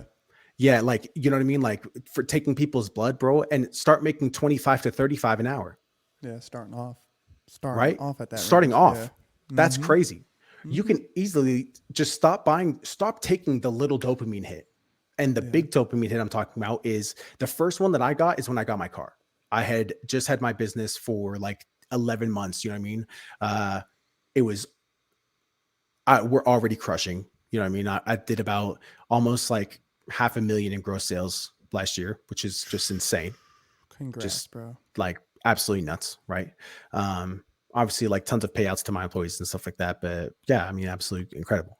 So I go to get my dad had like told me when I first got my business, like, yo, you're gonna get a car. You know what I mean? Because you're a business owner, you should feel what it feels like. But and I thought it was gonna happen right away. So I'm like, oh, when do I get my car? He's like, oh, you have to work. So I'm waiting every single fucking week talking about that, being like, oh, I saw this car. It's like, oh, well, fuck, you still gotta write. And eventually I get to a point where I settled down, I stopped asking. And I was like really stepping into my own as an owner. And my dad goes, yo, it's time for you to get a car. And I got my first taste of real dopamine, bro.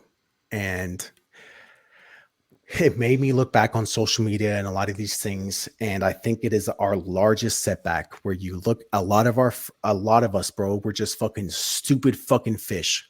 We are Yeah. the dumbest fish, bro. We're all in this big ass pond and we're the stupid fish in that pond. And like uh I mean, we all know it, bro, how bad TikTok and all the videos are, but like there's just like, you know, our government, everything, our society, all the bullshit is just tricking us to grab these little worms and this bullshit food right here, bro. And Mm-hmm. telling us like that's what you need, bro. You need that. You fucking need that right there, bro.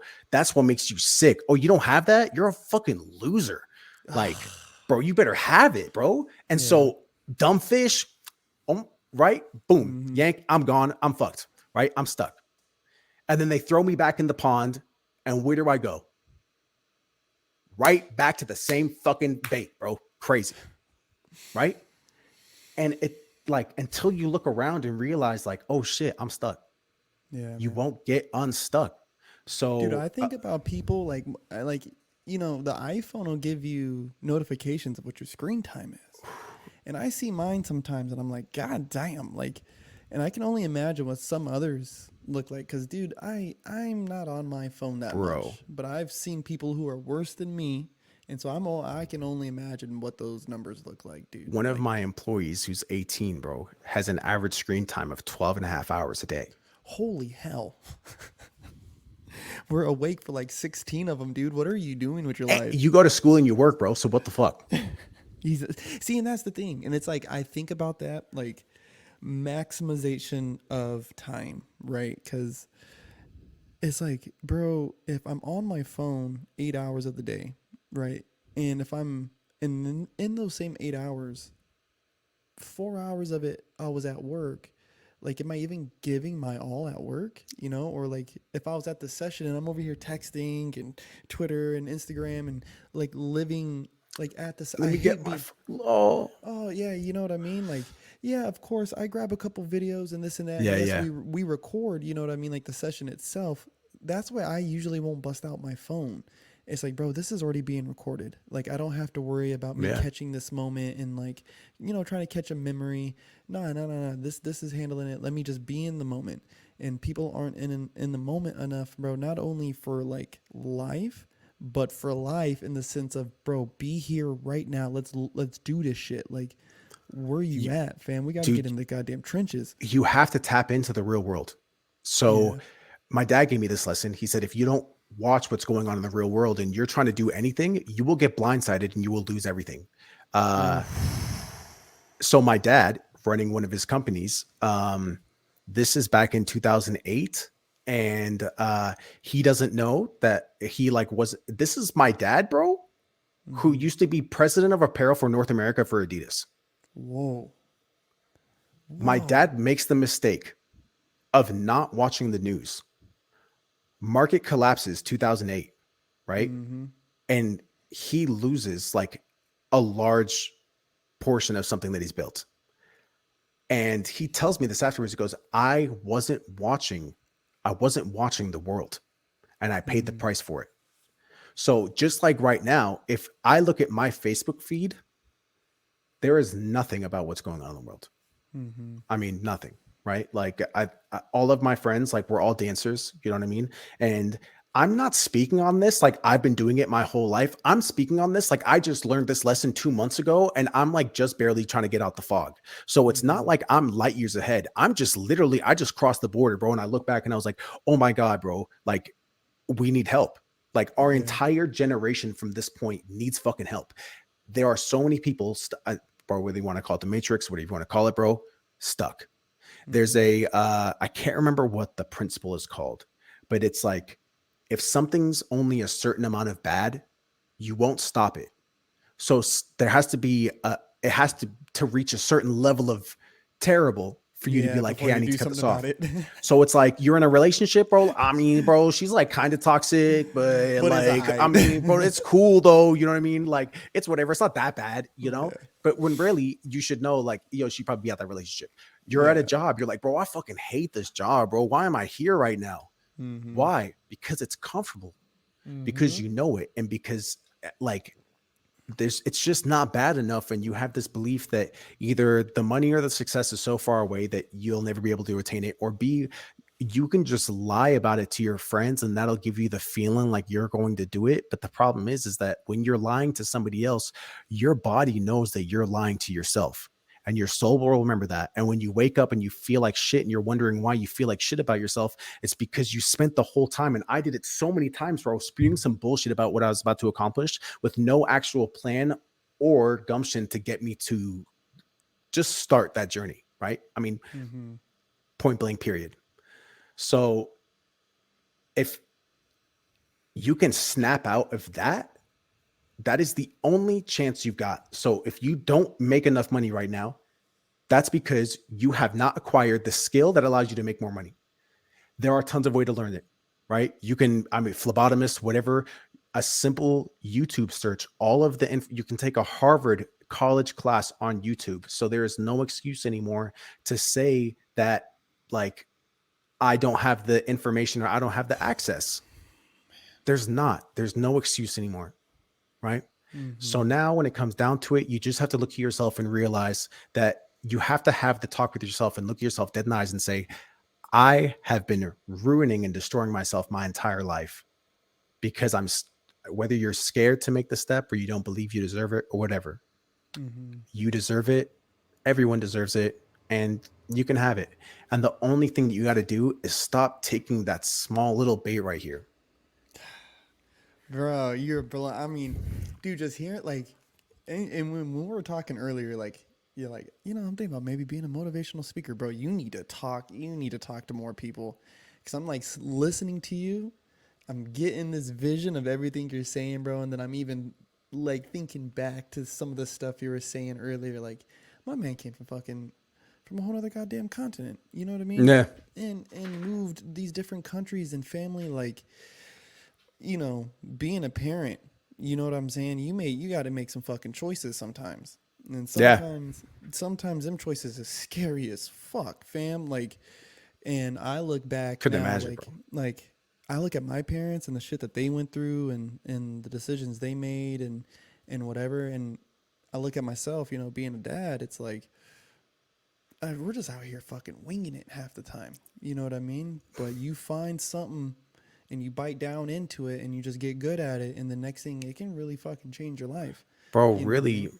I mean, like crazy, right? And it takes like sometimes life forces you there. You know what I mean? So I think that, uh, I mean, bro, honestly, I have been through more. You, if anyone is watching this right now, and ask people that are really close to me, how crazy is Tyler's life and some of the things, what they'll either be like, or they'll laugh crazy or something. The expression will be crazy. And as soon as you ask that, you will realize, bro, Mm, that like, that my life has been absolutely insane. And at some point, I have to, like, I really feel like I had to believe that I was, I don't know if I want to say destined for it, you know what I mean? But like, it's sometimes that's really how I feel. And I look at these situations and I just don't feel like I was in control of that, you know? mm, Somebody, I thank God because he forced me there. I didn't take the steps myself, so I was forced. mm-hmm. I think that you can skip that part and you can just take the steps.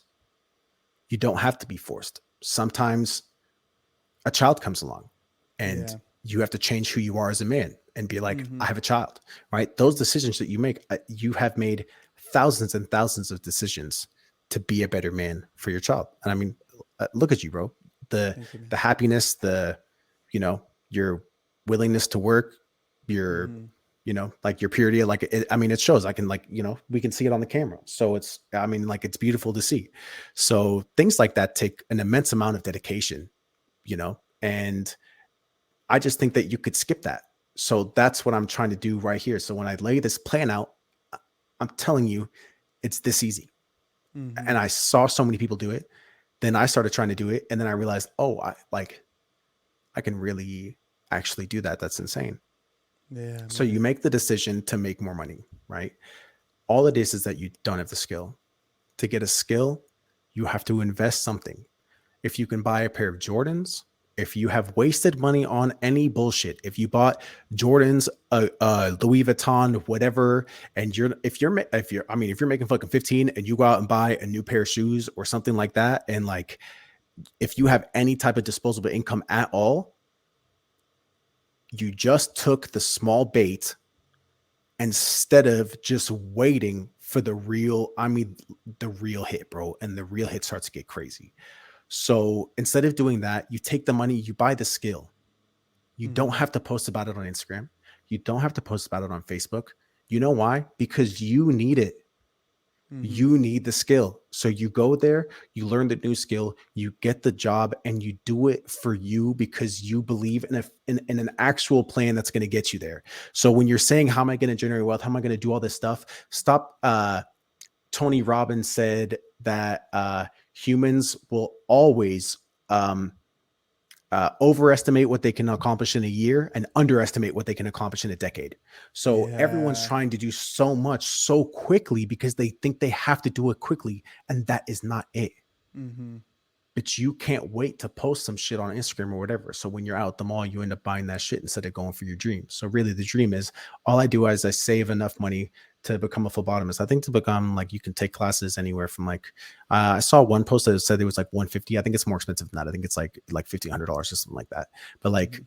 you know, if you pay rent, you pay anything, or if you don't pay rent, you better be able to save it. But I mean, at that point, I don't believe you have to do the thing that's like crazy, like the Gary Vee thing, like all live in your parents' house and fucking only eat potatoes and save The everything you Gary have, V effect, dude. The Gary bro. V effect on young people. And I used to listen to him religiously about like, just start the business, just do like that got me going, right? Like just Yeah, and it was kind of one of the things that got me to start this podcast. Like you get what I'm saying? So I do give yeah, him that. bro. Love it But too. but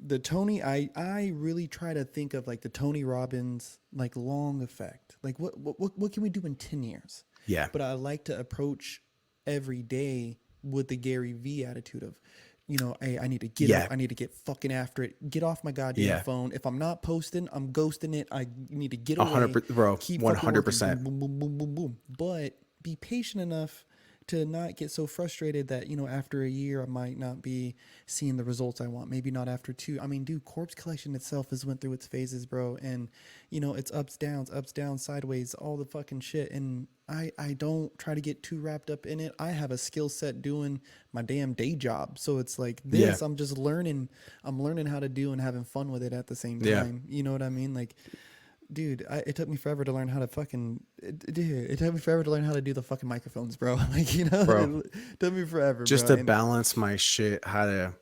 I mean, it's bro. It's hard. You know what I mean? But hmm it's like hmm I think for that, you're taking time to dedicate yourself to learn something. You'll make yeah, mistakes, you grow, but you can see like you're talking about. Oh, when I started out, I was shooting on a camera, and now I have a camera set up, and like now I've got good lighting, and now I've got like good mic position, and I have like what I mean. It all matters. yeah, So the progression, like as long as you keep doing it, that's all you need, bro. And hmm eventually, like shit starts to fucking click, you know? hmm So my goal here is I looked at shoe cleaning and I saw the booths. There's one guy on the East Coast, he owns 37 booths. 37. he's raking some That cash. man probably makes 250 to half a million dollars a month. Damn. I mean, makes it. Like he probably pays him. I mean, he's got to pay himself 250,000. He's got 37 booths. That's absolutely insane. He's hmm probably making 250,000 a month. God That's damn, crazy, dude. bro. That's a lot Right? of fucking money. That's a lot of fucking money.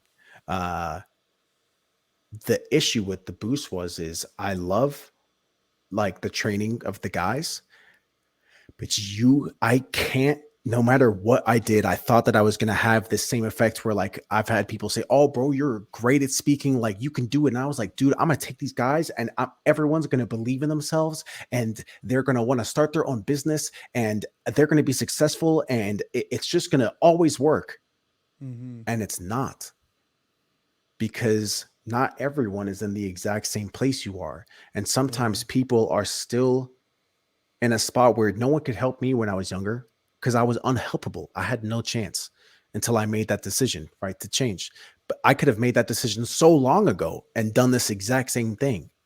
But I just fucking dumb. I don't know how to, I don't know how you can teach someone to do that. But all I can do is I can give you information so that when you are ready to take that step, you can do it. So that's what I do with my guys. I have one guy that I think right now could get a booth, open it, run it, and change his life. The Mm. rest want to, but you've got no chance. You're like, you have to be investable. Yeah. Your life actions will determine whether you're investable or not. Those guys aren't investable yet, right? They haven't made the decision. So sadly, I think now in our world, there is no like push of hard work in the beginning. Like, because everyone tells you like, oh, like everything's easy, easy, easy, easy. I'm just on my phone. I can, oh, fuck it, whatever. You know what I mean? Like, there's tons of things about Gen Z, like not wanting to work or not caring or thinking I can just be Instagram famous or I can just be an influencer or whatever. Well, guess what? It's not that easy. And if you really want to be successful, the world is still working the same way, but we've tricked you into being a zombie to the phone so that we can control you. I'm not even going to touch that, right? But if you don't break out of it, you won't realize you have to do all that work. So it comes down to this. I decided there's no way I can deal with opening more booths because I can't handle the guys. I can take those guys when I'm ready to leave this and go to real estate and make more money so I can retire. I believe that I can retire in real estate really easily. And this is, I'll show you the process I'm going to do. But I was like, I'm not going to do booze. It's ruining my life. The stress, bro, of trying to save people and me being like, I'm so compassionate. I try so hard. I'm trying to literally give you my soul. And not everyone wants to give you their soul back, bro. And it's not their obligation to do so. If you own a business, if you own a business, bro, it's not your employee's obligation to care about your business as much as you care about your business. Absolutely. So I couldn't change that. And I had no idea. I had no idea what to do. You know what I mean? And it's small things. Over the course of a year, my employees finally, right? I'm really starting to see a lot of it changes. It's insane. But I spent a year of trying to figure out how to train. I watched so many things. How do I train young employees? How do I influence all of this stuff? And I did so much, bro, for so much shit not to work. And for the only thing for me to realize is that sometimes when someone has never had anyone in their life saying, I believe that you can do more, sometimes you've just got to yell it at someone for a really, really, really long fucking time until they believe it. Yeah. Yep. So for a year straight, I said, no, boys, come on. Just fucking watch me. Keep watching me. And I promise I'll show you that if I'm doing it, bro, you can do it. Right. Yeah. So their path, they've already sold shoe cleaner. They know that they can sell it. Right. Running the business is mad simple, bro. I mean, I sell a few products. You pay the rent. Right. I pay my taxes and pay my I pay for product. Yeah. That's it. I track my sales. My sales numbers are super easy to track. It's pretty fucking simple, bro. As far as running a business, the shoe cleaning shit is fire. It is a great start. If you can sell already, if you have that skill, fucking hit me up. I'll teach you how to open one. That's fucking sick. That shit is fire. If you don't do that, take money, get the skill, right? Make 25 an hour, 35. I mean, bro, you're crushing it at 35 an hour. That's probably way better. Than 15. You can get a car, you can get an apartment, you can get a house almost, you know what I mean? For that. Yeah. So 35. Yeah. Yeah. Right. So now it becomes, how do I get a house, bro? There's like no fucking way. How do I get 20% of a house right now in this market? How the fuck do I do that? Well, isn't this fucking wild? There's a whole bunch of shit that we didn't get fucking taught that allows us to get houses. Yep. Who would have fucking thought that? Special loans and all the dumb shit. All that shit. So now here's my fucking game. This is the shit that will take you and change your fucking life. This is the 10-year plan that I created. This is the 10-year plan I'm going to do. And when I'm done, I'll turn around and I'll be like, I fucking told you, you should have started 10 years ago. So if you save, really what it comes down to is there's a thing called an FHA loan, right? An FHA loan is a first-time home buyer's loan, which allowed you to buy a home for 3.5% down, not 20%, 3.5%. There's a limit as to how much you can buy. So I think the limit is like $426,000. It's a slightly arbitrary number, but it's around like 400K, right? There's a lot of houses in the country for around 400K. Yep. Right. So if I putting 3.5%, let's just use 400 as the example. Yeah, dude, FHA loans, like that was one of the first ones I heard about when I started looking into like, oh, how much would it really cost to like buy a house? Like, oh, what kind of assistance do they, like people don't understand like the amount of assistance that's offered out there to get shit done, bro. So much. And you just have to follow a few rules, right? So now you go, you put 3.5% down, right? That's 14 grand. You have some closing costs and stuff like that, right? So let's call it like all in for 16 grand. Now you're thinking, how do I save up 16 grand? There's no way. If you can save, if you can save $500 a month, like I know that might take a while, you know what I mean? But if you stop doing all of the extra shit for a year, it's actually Jim Carrey's quote. He said, if you're not willing to give up your life for a year, you don't deserve a life of happiness. If you're not, you won't give up 1 year of your life for the rest of your life to be successful. You don't deserve it. If it all depends on what do you care about more. So at the time I cared more about dance. I cared more about traveling. I cared about dance. I wanted to dance. That's what I wanted in my life. So I worked my ass off for it. Right. But I was still working my ass off. if that is more important to you than like trying to be stable and build a future and do that, that's okay. If you're 22 or 23, if you listen to this and or you're younger, you're 16 and you go, Tyler, I don't want to give up my life so that I can, like forego everything and I can forego everything and then retire at 30 and then my entire life is gone.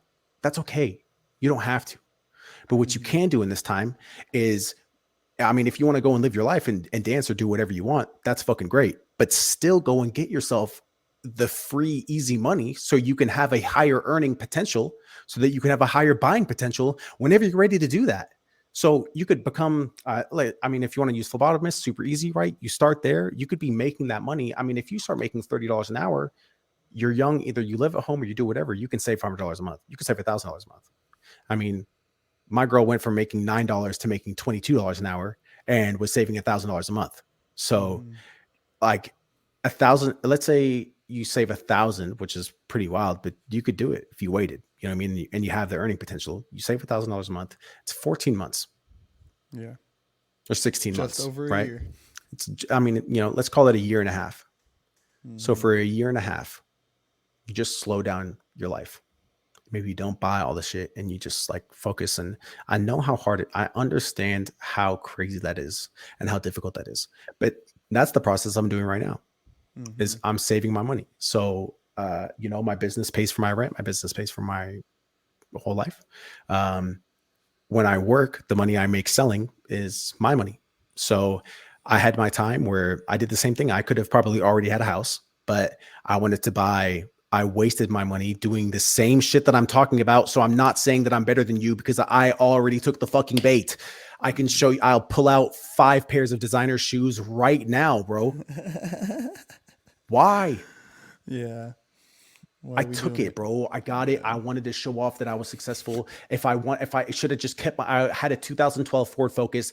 That baby was running perfectly fine. I wanted to be big shot hot baller, bro. So I wanted a car. Everyone makes decisions on how fast. So like, if you want to be Gary Vee, bro, and you want to not buy anything and do it hella fast, you can do that. I made the decision myself to live my life, in like respectably for how I could, and still I'll be able to save enough in a year to be able to buy my house. Right. I'm blessed to have that potential. Right. You could also, you may just have, maybe you don't have to buy a new car, you know what I mean? But like, fucking like, don't buy a new car and get like, a $700 a month payment. Also, don't get screwed buying a car. Side note, never mind. I'm not even going to get onto that point. That's just so it's like, I shouldn't have bought the designer shit, right? I shouldn't have done that, right? I shouldn't have gotten my car, honestly. But bro, fucking, I wanted it, baby. She's fast as fuck, dude. She's sexy, dude. She's fucking nice. I wanted it, bro. So I made the decision. I said, I'm going to wait, and I'm okay with that. I'll take another year, right? I just signed another year in my apartment, you know what I mean? So I'm like, oh, well, whatever. I can make my own excuses to myself to make it seem like it's okay, right? But regardless, I just wanted that. So you save up your money, right? You get your first house for $16,000 whenever you're ready, right? All you have to do is live in it for a year. That's it. So I can live in it for a year. Once I do that, I can then rent out my house, right? But the problem is if I rent out my house, where am I going to live? Well, 2 options. Don't buy a house. Buy a duplex. Ooh, yes. If you buy a duplex, you can rent out the other side, right? I just have to live in the space, right? There's ways to like buy more units, but then those, like anything like a quadplex or like, a small apartment building or whatever starts becoming more expensive. That breaks the threshold of the FHA. Apparently there's some way that you can do it where you can use the rent from the other rooms to take care of anything above the 400 and still use the FHA for the original one. But that seems that seems too good to be true. I don't know about that one. So I'm going to talk about what I know so far, which is doing something that's actually attainable in that $400,000 range. So you buy a duplex, you have somebody rent out the other side. They can pay, most likely, right? Your mortgage is going to be somewhere, I would say, in $1,500 range, right? So if you can get them to pay $2,500 a month, now you pay $1,000 of your rent. Now I'm saving up $1,000 every month. So still pay your rent the same way you would normally pay, but now I'm saving $1,000 a month, right? I can take that money, either use that, or you can use loans like against your house or against the equity in your house to do an improvement, but then buy something that has some type of upscale potential. I mean, just like something easy. Renovate kitchen, the same shit all the apartments do, bro. Renovate your kitchen cupboards, right? Yeah. Buy new Yeah. appliances, redo the floors, make a nice bathroom, right? Put 20K into your house. Okay. Mm-hmm. That sounds like a lot of money, but if you're like, if you can do it by saving it from the things that you're spending, someone else is paying you that money, right? Like Yeah. you're getting, and on top of your job that you're already working, right? So if you can do that, once you get there, okay, guess what? I've got another year of hard work. Mm-hmm. Cool. But this is what I'll talk about, like the big dopamine hit, right? But I do that. I save that up. I improve the money on my house. So let's say my house goes from 400,000 to $500,000, right? Mm-hmm. I can do a cash out refi, which is a cash out refinance of my house. I can get 80% of the improvement of the uh, uh, on like the increase in equity of my house. Yeah. So The if it's increase in price. 100K, Yeah. I'll get $80,000 at that house. If Mm-hmm. if I have the potential to sell my house for 450,000, right? Now Mm-hmm. you're getting 120K out of that house. Yeah. Regardless, you can take 80 grand plus the 12 grand that you save with only saving $1,000 a month because they're paying you. You're not saving the $1,000 yourself anymore. So you're Mm-hmm. using your whole paycheck. You're taking the $1,000 from them because they're paying that portion of your rent, right? Yep. So now I've got $92,000 and I've got a 20% down payment on another $450,000 house. Yep. I just got a Easy. free house. Yep. That money is tax free. I can take that money if I put it into, if I take it and I kept it, I'd have to pay tax on that. If you Mm-hmm. take it and you put it into another property, right? That's tax free. That's 1079 or 1071. I can't remember which tax code that is, right? That is a tax free gain of money, right? I can then put that into another building. I get that other house for free. Now I rent out both the rooms in my duplex. Now I'm making money on that house, still only paying $1,500 a month in my mortgage for that house, and I'm making like $4,000 from that. How much is my mortgage on my next house? Yeah. I don't know, $2,000. Same thing as my other fucking house because it's just slightly more expensive because I had more money. Boom. So now that house is paying for that house for free. Now I'm paying all my rent. Now $2,000 is going to my savings. Yep.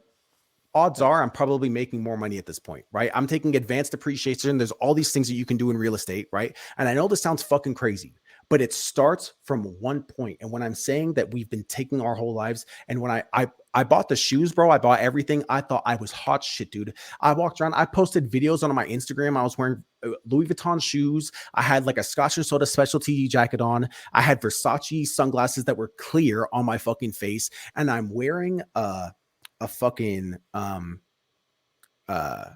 I'm trying on like a watch at Hublot, bro. That's like $125,000. I'm out shopping with my parents, right? Like trying to, like look real fucking crazy. And I'm trying on this watch and they're like, oh, it's 150 grand. And I had this like crazy moment in the mirror. I don't know how to explain this, where like my body like flashed like this, bro. And like I saw, yeah, it was like, and I saw like the older me who was like actually wearing it, Mm-hmm. and then me right now. And I Mm-hmm. had this huge sense of being like, this isn't right because it's not right. Yeah. Like you're not there, bro. You haven't Yeah. earned Not it, there yet. right? Mm-hmm. You're not fucking there. So I'm like looking at all my designer stuff and I'm like, bro, like, what am I doing right now? Mm-hmm. Because I will never ever have that watch. So the goal is that if I can take my money right now, right, I'll save that over the next year and I'll buy my duplex. I personally, I don't really want to live with someone next to me, so I'm making the choice to do something differently. I'm gonna go and buy my house, right, for my 14 or whatever, and then I'll do a hard money loan against my house. I'll renovate it, and then I'll try and sell it for more, and I'll have one single buyer. I'm trying to do like single family units that are there for a long period of time. Mm-hmm. That sounds so insane. And then you talk about the free money, whatever, bro. When I got my car, it was like I had never, I don't know, like, you know what I mean? We're on the smokers thing, you know what I mean? If you have been smoking fucking cilantro your whole life, bro. Like you've been smoking parsley. Mm-hmm. You don't even know what the real shit tastes like yet. It's the only way I can explain it, bro. I mean, it's so much pure. It's so pure. It's like, dude, I got my car. I signed that. And it was the first thing that I was like, yo, you've really made an accomplishment. You made some money. Like, check this out. And then I looked at everything else and I said, imagine getting a house. Imagine getting a free house, Yeah. right? Like, imagine then doing it. All you have to do is do the same thing again. You do it again. And it's Mm-hmm. once a year, maybe once every 2 years. So it's not a crazy plan. You're still working your regular job. You're still doing the same shit you have to do.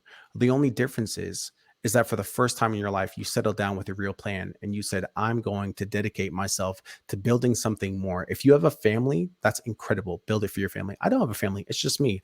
I want to build it solely for the point where I would love to get to a point where I have a simple life.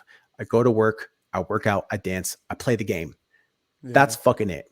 Yeah. I personally, I don't want a family. I don't want that. You know what I mean? That's Mm-hmm. my thing. So when I do it, like it's really just me. I'm not doing any crazy risk. And you could look at this and be like, there's no way that I can do that, Tyler. Like I fucking can't. Why? Because you make $15 an hour right now? Okay. The only thing that you need to do is make the decision to say that I believe that I'm worth that. So save up a small amount of money. Stop buying the Jordans, stop taking the bait, stop doing the bullshit, and take your first step, right? Get the skill. Once you Mm-hmm. get the skill, realize the dopamine of that achievement of getting the job that pays you more money and go and do that job. Mm-hmm. Then once you realize that you're mature enough to handle that job, right? And handle that pressure, then you can turn on and say, okay, now let me save for a house. That's it. That is it. The FHA loan is for everyone. Yep. I mean, like all you have to do, you just need the money, bro. So when you get the money, the thing is that you have to be dedicated to yourself for more than a year. And a lot of people, just like me, I couldn't be dedicated to myself for fucking a month, bro. What do you mean? Like, I don't know. I could barely stand myself for the 24 hours every day, dude. It's bro, so it's hard, bro. ridiculous. I can barely wake up with myself, bro. This is crazy. You know? Bro, I do want to say something. I do want to say something. In this, I hope this not only, I hope this not only hits you as a compliment, but I hope other people register with this as well.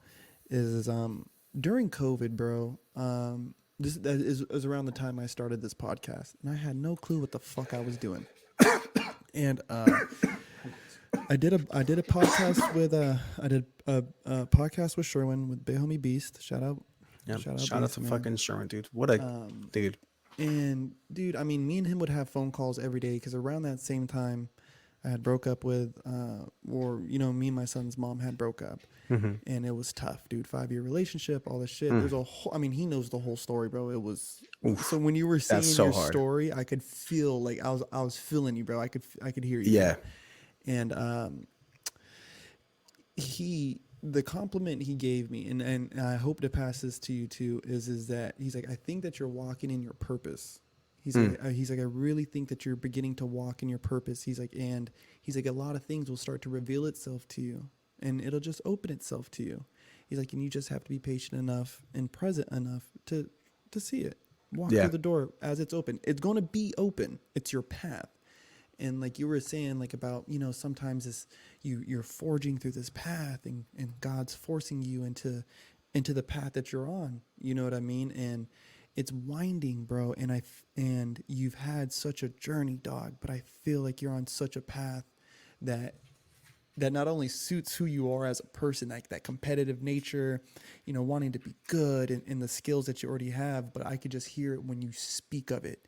It's like, really, like, people like to talk about, I don't speak it into existence. Like, no, you're speaking into existence because you already know, you're already putting yourself there. Like when Yeah. you're talking about this plan, bro, this has been fucking thought out.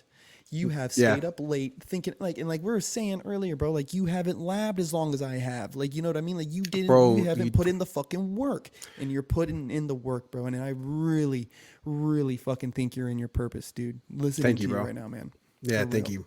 Yeah, I do feel very comfortable. You know what I mean? Mm-hmm. I'm currently helping a few of my friends trying to just get us to start.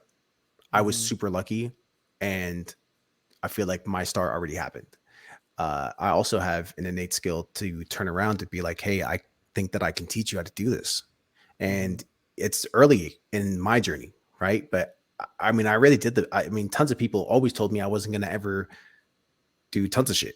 And tons of people told me my business would fail and all this other stuff. And I mean, I'm here. Look at you now. So Yeah. look at me now. And when, We're scheming on the next move, dude. We're yeah, past bro, that. already Yeah. on to the next thing. So Mm-hmm. there's a ton of the places in this world I see so many of my friends. Like, I mean, it comes down to like, how serious are you going to take your life? And like, when are you going to realize that, like, I think a lot of people are like getting led down the wrong path. Like, I- if you want to make, if you want to make money, you want to change your life, you want to change your life for your family, you know, uh, some basic things, like you have to like be able to, you know, like write almost perfectly, you know what I mean?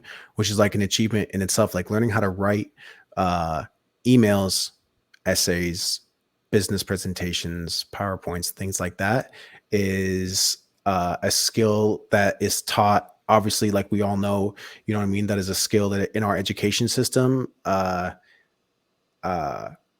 we already know how, you know, racist our education system is, our government, everything like that, right? The Yeah. institutional racism is crazy. Mm-hmm. So I 100% see the advantage I had coming up. I went to really good schools. I had great education. I understand that advantage, and not everyone gets. There's a lot of people who don't get that advantage. Mm-hmm. I do believe that you can make a decision to go, I didn't have that. And like, if you're, you know, like if you're a person of color, you're gonna have to do more work than I did. If you don't have the education that I have, you're gonna have to do more work than I did. If you don't have the innate like sales ability to do that, you'll have to do more work than I did. But I did my work as far as like learning my skills over the year, doing that. And I think there's an easier way to do that. Like I said, like I took, you know, it's like 10 years of sales experience that I have to get me to where I can teach people how to sell and run a successful business and do that. I don't think you'd have to do that, right? I mean, like if you want to learn how to compose emails or write business letters, you can learn that on YouTube. You know what I mean? That's a Yeah. very acquirable skill. Yeah. Then if you want to go and get a job, you can research what it takes to get that job. You can take whether it's coding, whether you want to do something that's remote, you want to do cybersecurity, something you can do anywhere in the world, right? I mean, you could move to the Philippines and ball out crazy if you really wanted to. Yeah, dude. So like, I mean, really. So, you know, some people's journeys may take longer, but you could be right here when if you're 25 right now, you could be right here when you're 30, right? You Yeah. could change your life. You can choose to take the information, but our society is continually telling us not to do that, saying Mm-hmm. that it's not important, saying that you can be an influencer, saying like it's all a trick and a ruse. And this, like, we're so stuck and all the Yes. kids are so stuck in it. But you got to step out of it, and you got to learn how to, like, money talks, and money talks a very specific language, and it's written a Oof. very specific way, and you've got to learn that language, right? Mm-hmm. You took the time to study dance, you took the time to study anything else that you care about, you can take the time to study this. The only difference is that I may be the first person. I mean, I don't know who's watching. I don't know who's ever going to see this, but I may be the first person to tell you that I believe in you no matter who you are, that you can do the exact same thing. It may not be the exact same path, but when it comes to creating generational wealth and something that's like attainable, I think you'd have to do it very quickly. But that move right now is either real estate or AI. Yeah. I I don't have the time. If you're 20 or 15 or whatever listening to this, do that. Don't even waste your time. AI. Get on AI, dude. Get on it. Do it all, Mm-hmm. bro. For the first time in my life, I'm too old for that shit. So I'm out. I'm I'm gonna good. go real estate like the OGs, and it's not an instant massive success rate, but I'll keep working the way that I'm working right now, and eventually, bro, in 2 years, I won't have to work if I Yeah. don't want to. Mm-hmm. If I don't expand my life and buy nicer cars or buy bigger houses or whatever, I could continue flipping after years. And in 10 years, I could have, I mean, $10 million worth of real estate. Yeah. I could have $25 million worth of real estate Mm-hmm. And just off rent payments, just uh, off rent payments, dude. off Not of have to worry about nothing. $16,000. Mm-hmm. Turn 16 grand into 25 million.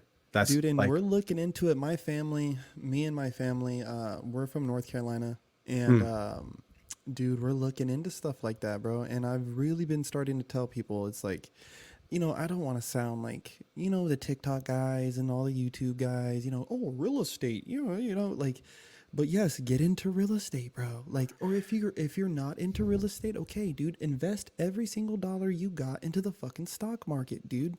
Buy but dividend paying stocks. and then you just got to research that shit. You know what I mean? Mm-hmm. Stocks, not my shit. It doesn't Mm-hmm. interest me. Mm-hmm. I don't know why. Real estate, I was like, ooh, this is cool. Right. It's so much So, more tangible because you can see a house. You can see the bro, property right here. You know what I mean? and I'm not, no one's letting me in the stock market. Like, no one's being like, yo, bro, like, I know it's your first time buying stocks. Here's the plug on Apple. Oh, Yeah, appreciate you, yeah, my bro. It's yeah, the real estate is, I don't want to say it's guaranteed. It's guaranteed as long as you don't destroy your own life. yeah. Mm-hmm. That's the problem. So whenever you're ready to make that step, you need to make sure that you're stable enough. And I think that a lot of times I didn't feel stable or feel accomplished enough or feel ready to make that step at all. I had no chance. There was no chance. So, you talk about, I mean, I've been having this talk with my dad, trying to get my dad to be like, hey, we could go in on an apartment building together, you know? Mm-hmm.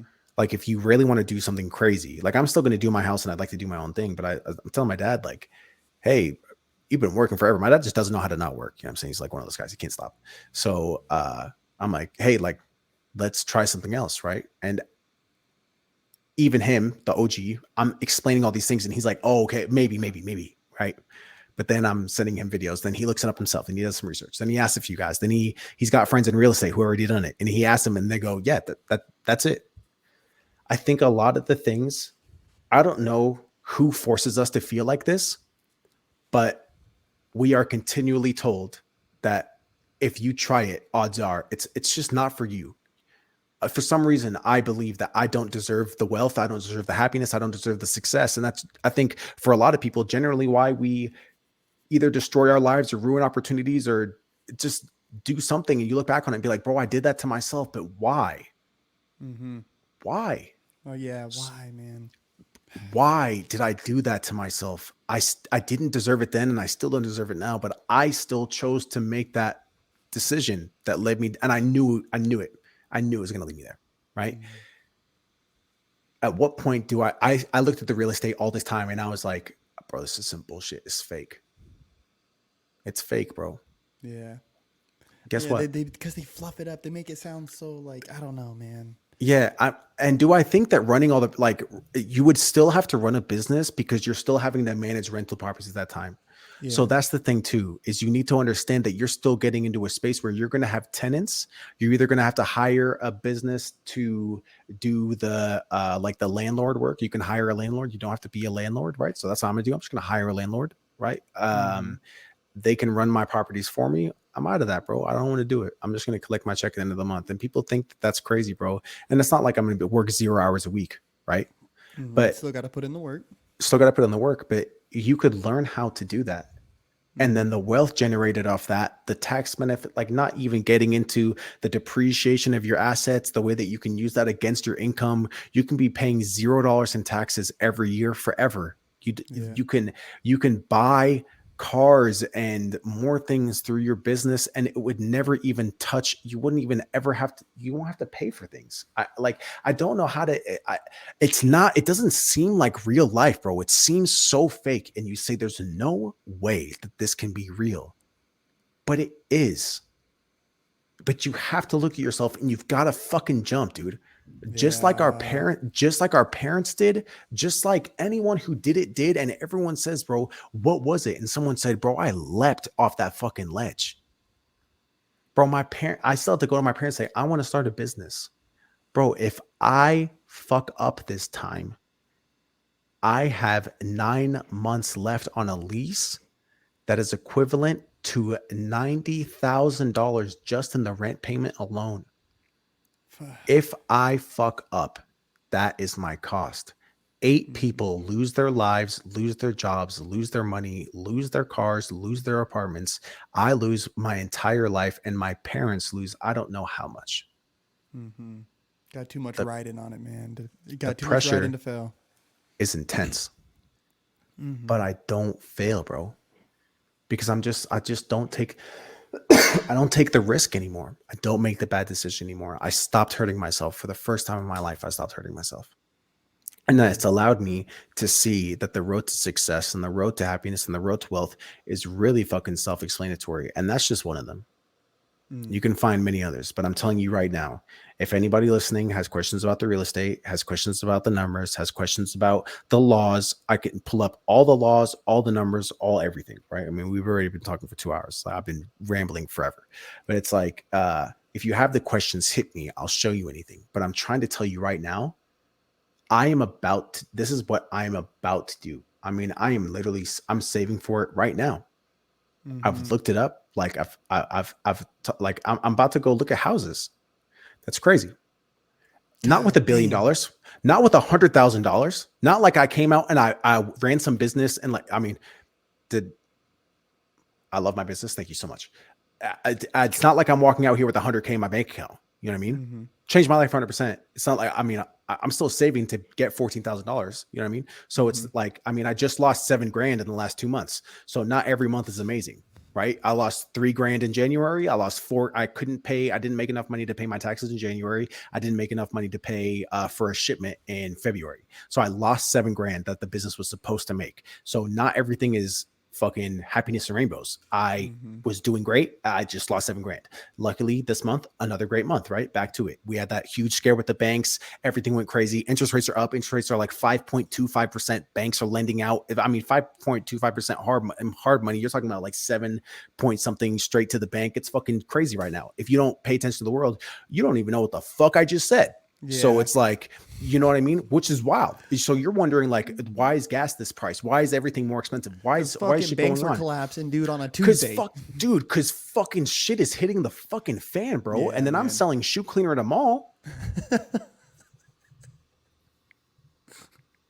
being like the like, world is burning and I'm selling shoe and cleaner, dude. and I'm It's selling shoe fine. cleaner at a mall, bro. And bro, it's like,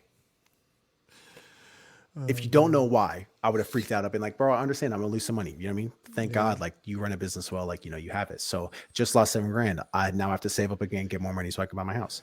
So but the thing, like, it's real, and maybe you don't do it as fast. You know what I mean? Maybe you don't have the the business like driving behind, um, like behind you to do it like this. But if you can save 500, it's just about consistency. You could wait for 2 years. Mm-hmm. I mean, 2 years ago, what the fuck were you doing? Like, because odds are, I mean, like majority of my friends, the exact same shit. Like all doing the same. I was doing the same thing. I did the same thing for years, bro. Years. Bro, I may when have I been a think about manager. when I think about 3 years ago, right? January, January of January 3 years ago, I was literally, bro, sleeping on a fucking couch and like just debating like what the fuck I was about to do with my life. Like me and my son are sleeping on a couch. Like, well, we were sleeping on the floor of a fucking dance studio, and then ended up getting a couch, and then it was like then I got a bed, and then then I move into a house with some friends, and it was like you were like we were saying earlier too, that long game. What can you do in 10 years, bro? And Yeah. like even for yourself, bro, you've came over so much, bro, just from thinking from the moment I first ever heard, oh, that's Tomb, to now to hearing you like, dude, these plans that you got now, man, it's fucking nuts, bro. Oh my god, the level up. Dude, yeah, crazy. I mean, yeah, I mean, that's incredible, bro. Like, congrats to you. I mean, to do that Thank you, man. Thank with you, your man. son, like unreal. Eh, It'll be bro, the you thing that gotta when get it out the fucking mud bro, you got to get sometimes, out the bro. fucking mud, bro. And Mm-hmm. yeah, but you gotta fucking believe, dude, that you deserve it. Mm-hmm. You Mm-hmm. have to, Mm-hmm. and it's for everyone. And you just have to make the decision to stop. I really think it comes down to two things: stop punishing yourself and Mm-hmm. stop showing off for everyone who won't help you. For real. Oh my god. What's that Fight Club? The Fight Club fucking quote where it's like we buy stuff to impress people that we don't like, you know what I Yeah. mean? Yeah. Like, bro, like I can count on the number on my hand people who like came and I was getting ready to leave for Florida and they come, oh bro, I'm gonna miss you so much and all this stuff and bro, and I didn't hear from you. I would message you or any of this stuff, dude. When the hurricane hit us, nothing. Didn't hear from you, man. And it's cool. You're busy, dog. Like you're doing your thing. I'm not mad at Yeah. nobody. I don't hold no ill will. I'm not that fucking um, narcissistic to think that people need to think of me at all times either. Yeah, of course. But but that means I don't have to be so giving with my energy as well either. I don't bro, like if I'm busy and you're trying to kick it like but I'm busy, I'm not going to break my neck, bro. Like I can't be breaking my neck. Like I got to go get this money. Like I'm sorry. Want to Yeah. hang out with you, bro, but I got work Saturday morning, bro. I got to go. Like you know what I mean? Like well, thankfully I ain't got work this Saturday morning. Yeah. I But mean, like bro, I destroyed my life countless times because I was seeking approval for someone who didn't give a fuck about me, you know? And it's wild. mhm. And I spent like that's why I think it really comes down to society. Like you have to look and realize that you are getting fucking tricked into thinking that all the wrong things matter. And it all comes down to why would they make you do that? It's because they want to control you. And you can, like, I know that you can say it's like whatever, but it's so apparent. We see all the studies, we know how it affects us, we know social media, we know the addiction. We've seen that the FBI was trying to already paid Twitter millions of dollars to censor information to Americans. Ooh, Like, yes, sir. I mean, bro, like, That there's man so knows. much. Mm-hmm. There's so much. Dude, that's a whole rabbit hole, bro. Dude, We're that's a going whole to have nother to thing. do, dude, we're going to have to do another fucking episode because What, that's a bro? whole If you rabbit want to get hole. into some weird shit, dude, I love some weird shit, bro. Yeah, I'm in there. Oh my Yeah. God, bro. So, Listen, man, I honestly think, dude, that like, I'm going to put this out. Like I said, I'm going to get this promoted, man. And I really, really think that you're going to be getting some people to hit you up for some guidance with all of this, man. Because the story alone is captivating enough, but the passion that you have for it, the message that you have behind it, and then again, your own testimony, bro. I really think, dude, I really, really think that you're on a trailblazing path. That's your purpose. You know what I mean? And God, I just hope. I mean, I hope I get to enjoy it, dude. Like you know what I mean? I really dude, hope I I get to like, sit back and enjoy it with you, man. yeah, I'm excited to take like, I mean, I see it, and I know that when I express it, a lot of people can say like, hey, like, you're kind of shooting the shit as well. But if you look at the history of actions of other people, it is real and it is attainable. And all of this, it's not like it's someone's story. It's the law. Mm, Like that's the law. That's how it works. that's You how can it do it. works. It's a tax code. That's how it works. Mm-hmm. That's how the money talks. You just have to let, like, I'm just letting it talk. You know what I mean? Instead of trying to do all this other stuff, I just let it talk itself. So you follow the purpose that was laid out. You take the advantage that was laid out. I understand that not everyone gets the same access to the info, but now the info is becoming public. Now the problem is no one believes that they're allowed to do it. Yeah. So yeah, I know that I'm speaking a little bit prematurely, but I I said I was going to own a boot before. I said I was going to do a lot of things before I did them. I'd love to say this now, so then I can go back and say, step one, step four, whatever you want to call it, done. Okay, Mm-hmm. watch, give me another year. Let me show you what I'm doing. This is how I did it, right? At some point, I mean, lucky enough, I have some employees who are like, hey, like we want to follow you and do it. I'm trying to do it with my employees. My employees will be getting their own boost, starting their own thing, doing it like that, right? I Mm-hmm. don't, I mean, I don't have a family. I don't have kids, but I do love people and I love Yeah. humans with everything I have. This is my favorite thing in the world. I think I looked for like all the affirmation and everything, but I really do love people. So if I can help people change their life, take my friends. I mean, I wish all my friends would just be like, bro, I'm ready, but they're not. Maybe it's different times, but yeah, I want to thank you for giving me my first chance to, I mean, even like share my story with someone who, like, it's not just a one-on-one sitting in person, you know what I mean? So I know that, like, people are going to hear it. It's intense. There's a lot of pressure, you know, and it's like whether it's seen by, you know, 100,000 people or 10 people, you know, it's still important. So without you believing in me, I am super grateful. I am super thankful. I enjoy this a shit ton. I've been wanting to be on a podcast, bro. I'm like, dude, if you should be scrolling down your TikTok and seeing me fucking, yeah. So, you know what I mean? Like, I want to, bro, it's awesome. As you can tell, I love speaking. I fucking talked for probably an hour and 40 minutes of this Dude, 2 let's hour. do it. Let's fucking do it But again, bro. I'm I'm telling you, down, bro. man. Let's do it And if we again, can do bro. something where like, it's not just about, you know, I'd love to like talk to you more, bro, and like go back and forth. I really enjoyed speaking to you today. Yeah. So you know, obviously, like, I mean, I'll ramble on about, if you get me asking me about my story, I'll ramble on about my story forever. Yeah. But yeah, bro, if you want to chat, set something up, bro. I mean, I know you got your thing on Tuesdays. Like, Yeah. you know, you ever Pop need it, something, dude. I am. Pop in on a Tuesday. We are working towards. We do have a Discord group that we've set up, and we're like, it's like a bunch of different like gamers and stuff right now. Oh And yeah. then now I'm introducing because the two dudes who I do the usual Tuesday with, they're both gamers, and like Uh, streamers and stuff. bro, I am a top 0.1% player in Warzone, brother. I am Dude, an we'll get you in there absolute with them. demon, bro. We'll get you in Dude, there. And bro, put me in, bro. Let's go. and it's a super fun, bro. It's a super fun group, but we are going to pretty soon start kind of opening it up to like bring more people onto the show and stuff. And dude, I'd love to even have you on that too to talk with those guys, bro. But we will definitely have, bro. This I wanted the people. I I'm a cheerleader of Krump, and I'm a cheerleader of people. And like I said, I love to be able to give people their flowers, man. And I do want to get in touch with Shady. There's a couple guys, bro. I lost my old Facebook page. My dumbass got Yeah, hacked. yeah, I saw that. Yeah. my dumbass got hacked. Lost my old Facebook page, and so all my friends are gone, bro. So I'm No, like yeah. trying to slowly like reconnect with people, and everyone's like, "Corpse, I didn't know your name was Ronald." I'm like, dude, don't say that. That's so Dude, gross. Like, bro, bro. problem with two things. I have ferocious ADHD.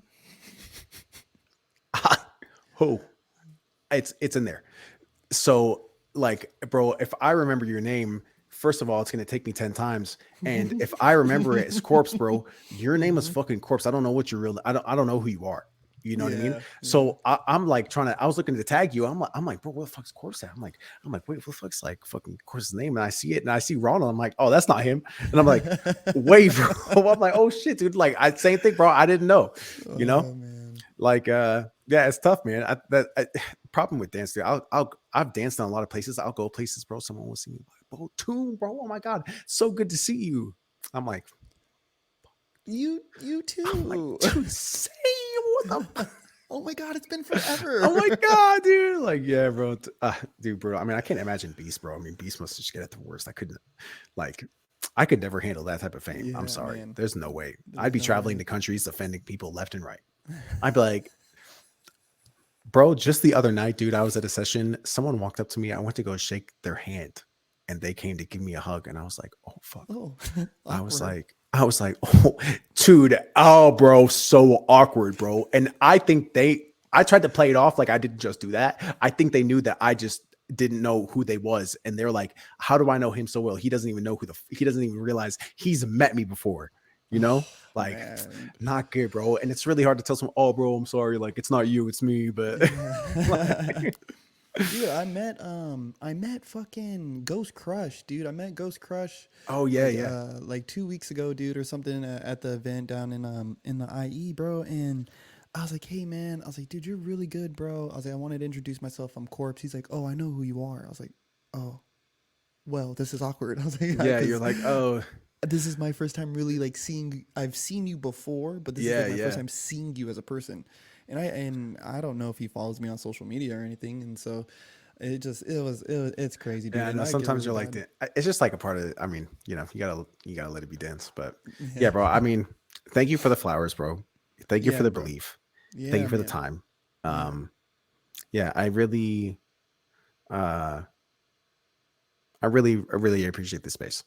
You're Oh, this is like you said in the beginning. It's our first time really getting to talk.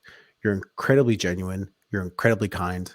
Uh, I mean, I'll keep saying it, but you let me speak for a very for very long periods of time, letting me tell my story. Mm-hmm. And I will tell you that there was one point in my life where no one asked me my side of a story, Mm-hmm. and I am forever grateful for anyone who ever has. So I just want to say thank you. It's really cool. You are. I, I wish that more people had the type of work ethic that you had and had the type of feelings behind the work that you're doing. Um, so yeah, really cool. Thank you, bro. Thank you, bro. Yeah. And man, you know, to not say anything again, to not say anything disparagingly about anybody in my own life, but I know there's been people to be in my life, bro, who's caused damage, Yeah. and I see so many men dealing with demons that they don't talk about, that they can't just shake, and I knew Tomb was going through some stuff. Wasn't Yeah. quite sure. And then when you were telling me, that's why I checked in. I checked in with you. I was like, let me see Yeah. what this guy's up to. And then I didn't know everything, as you were saying. I didn't. This Yeah. was first time information. But when you were telling me about your stuff with businessman and all this stuff, I was like, yo, let's talk. Let's line something up, dude. Let's talk. And I knew somewhere in there had to be some kind of life change, or there Yeah. was something where he went from over here in Portland.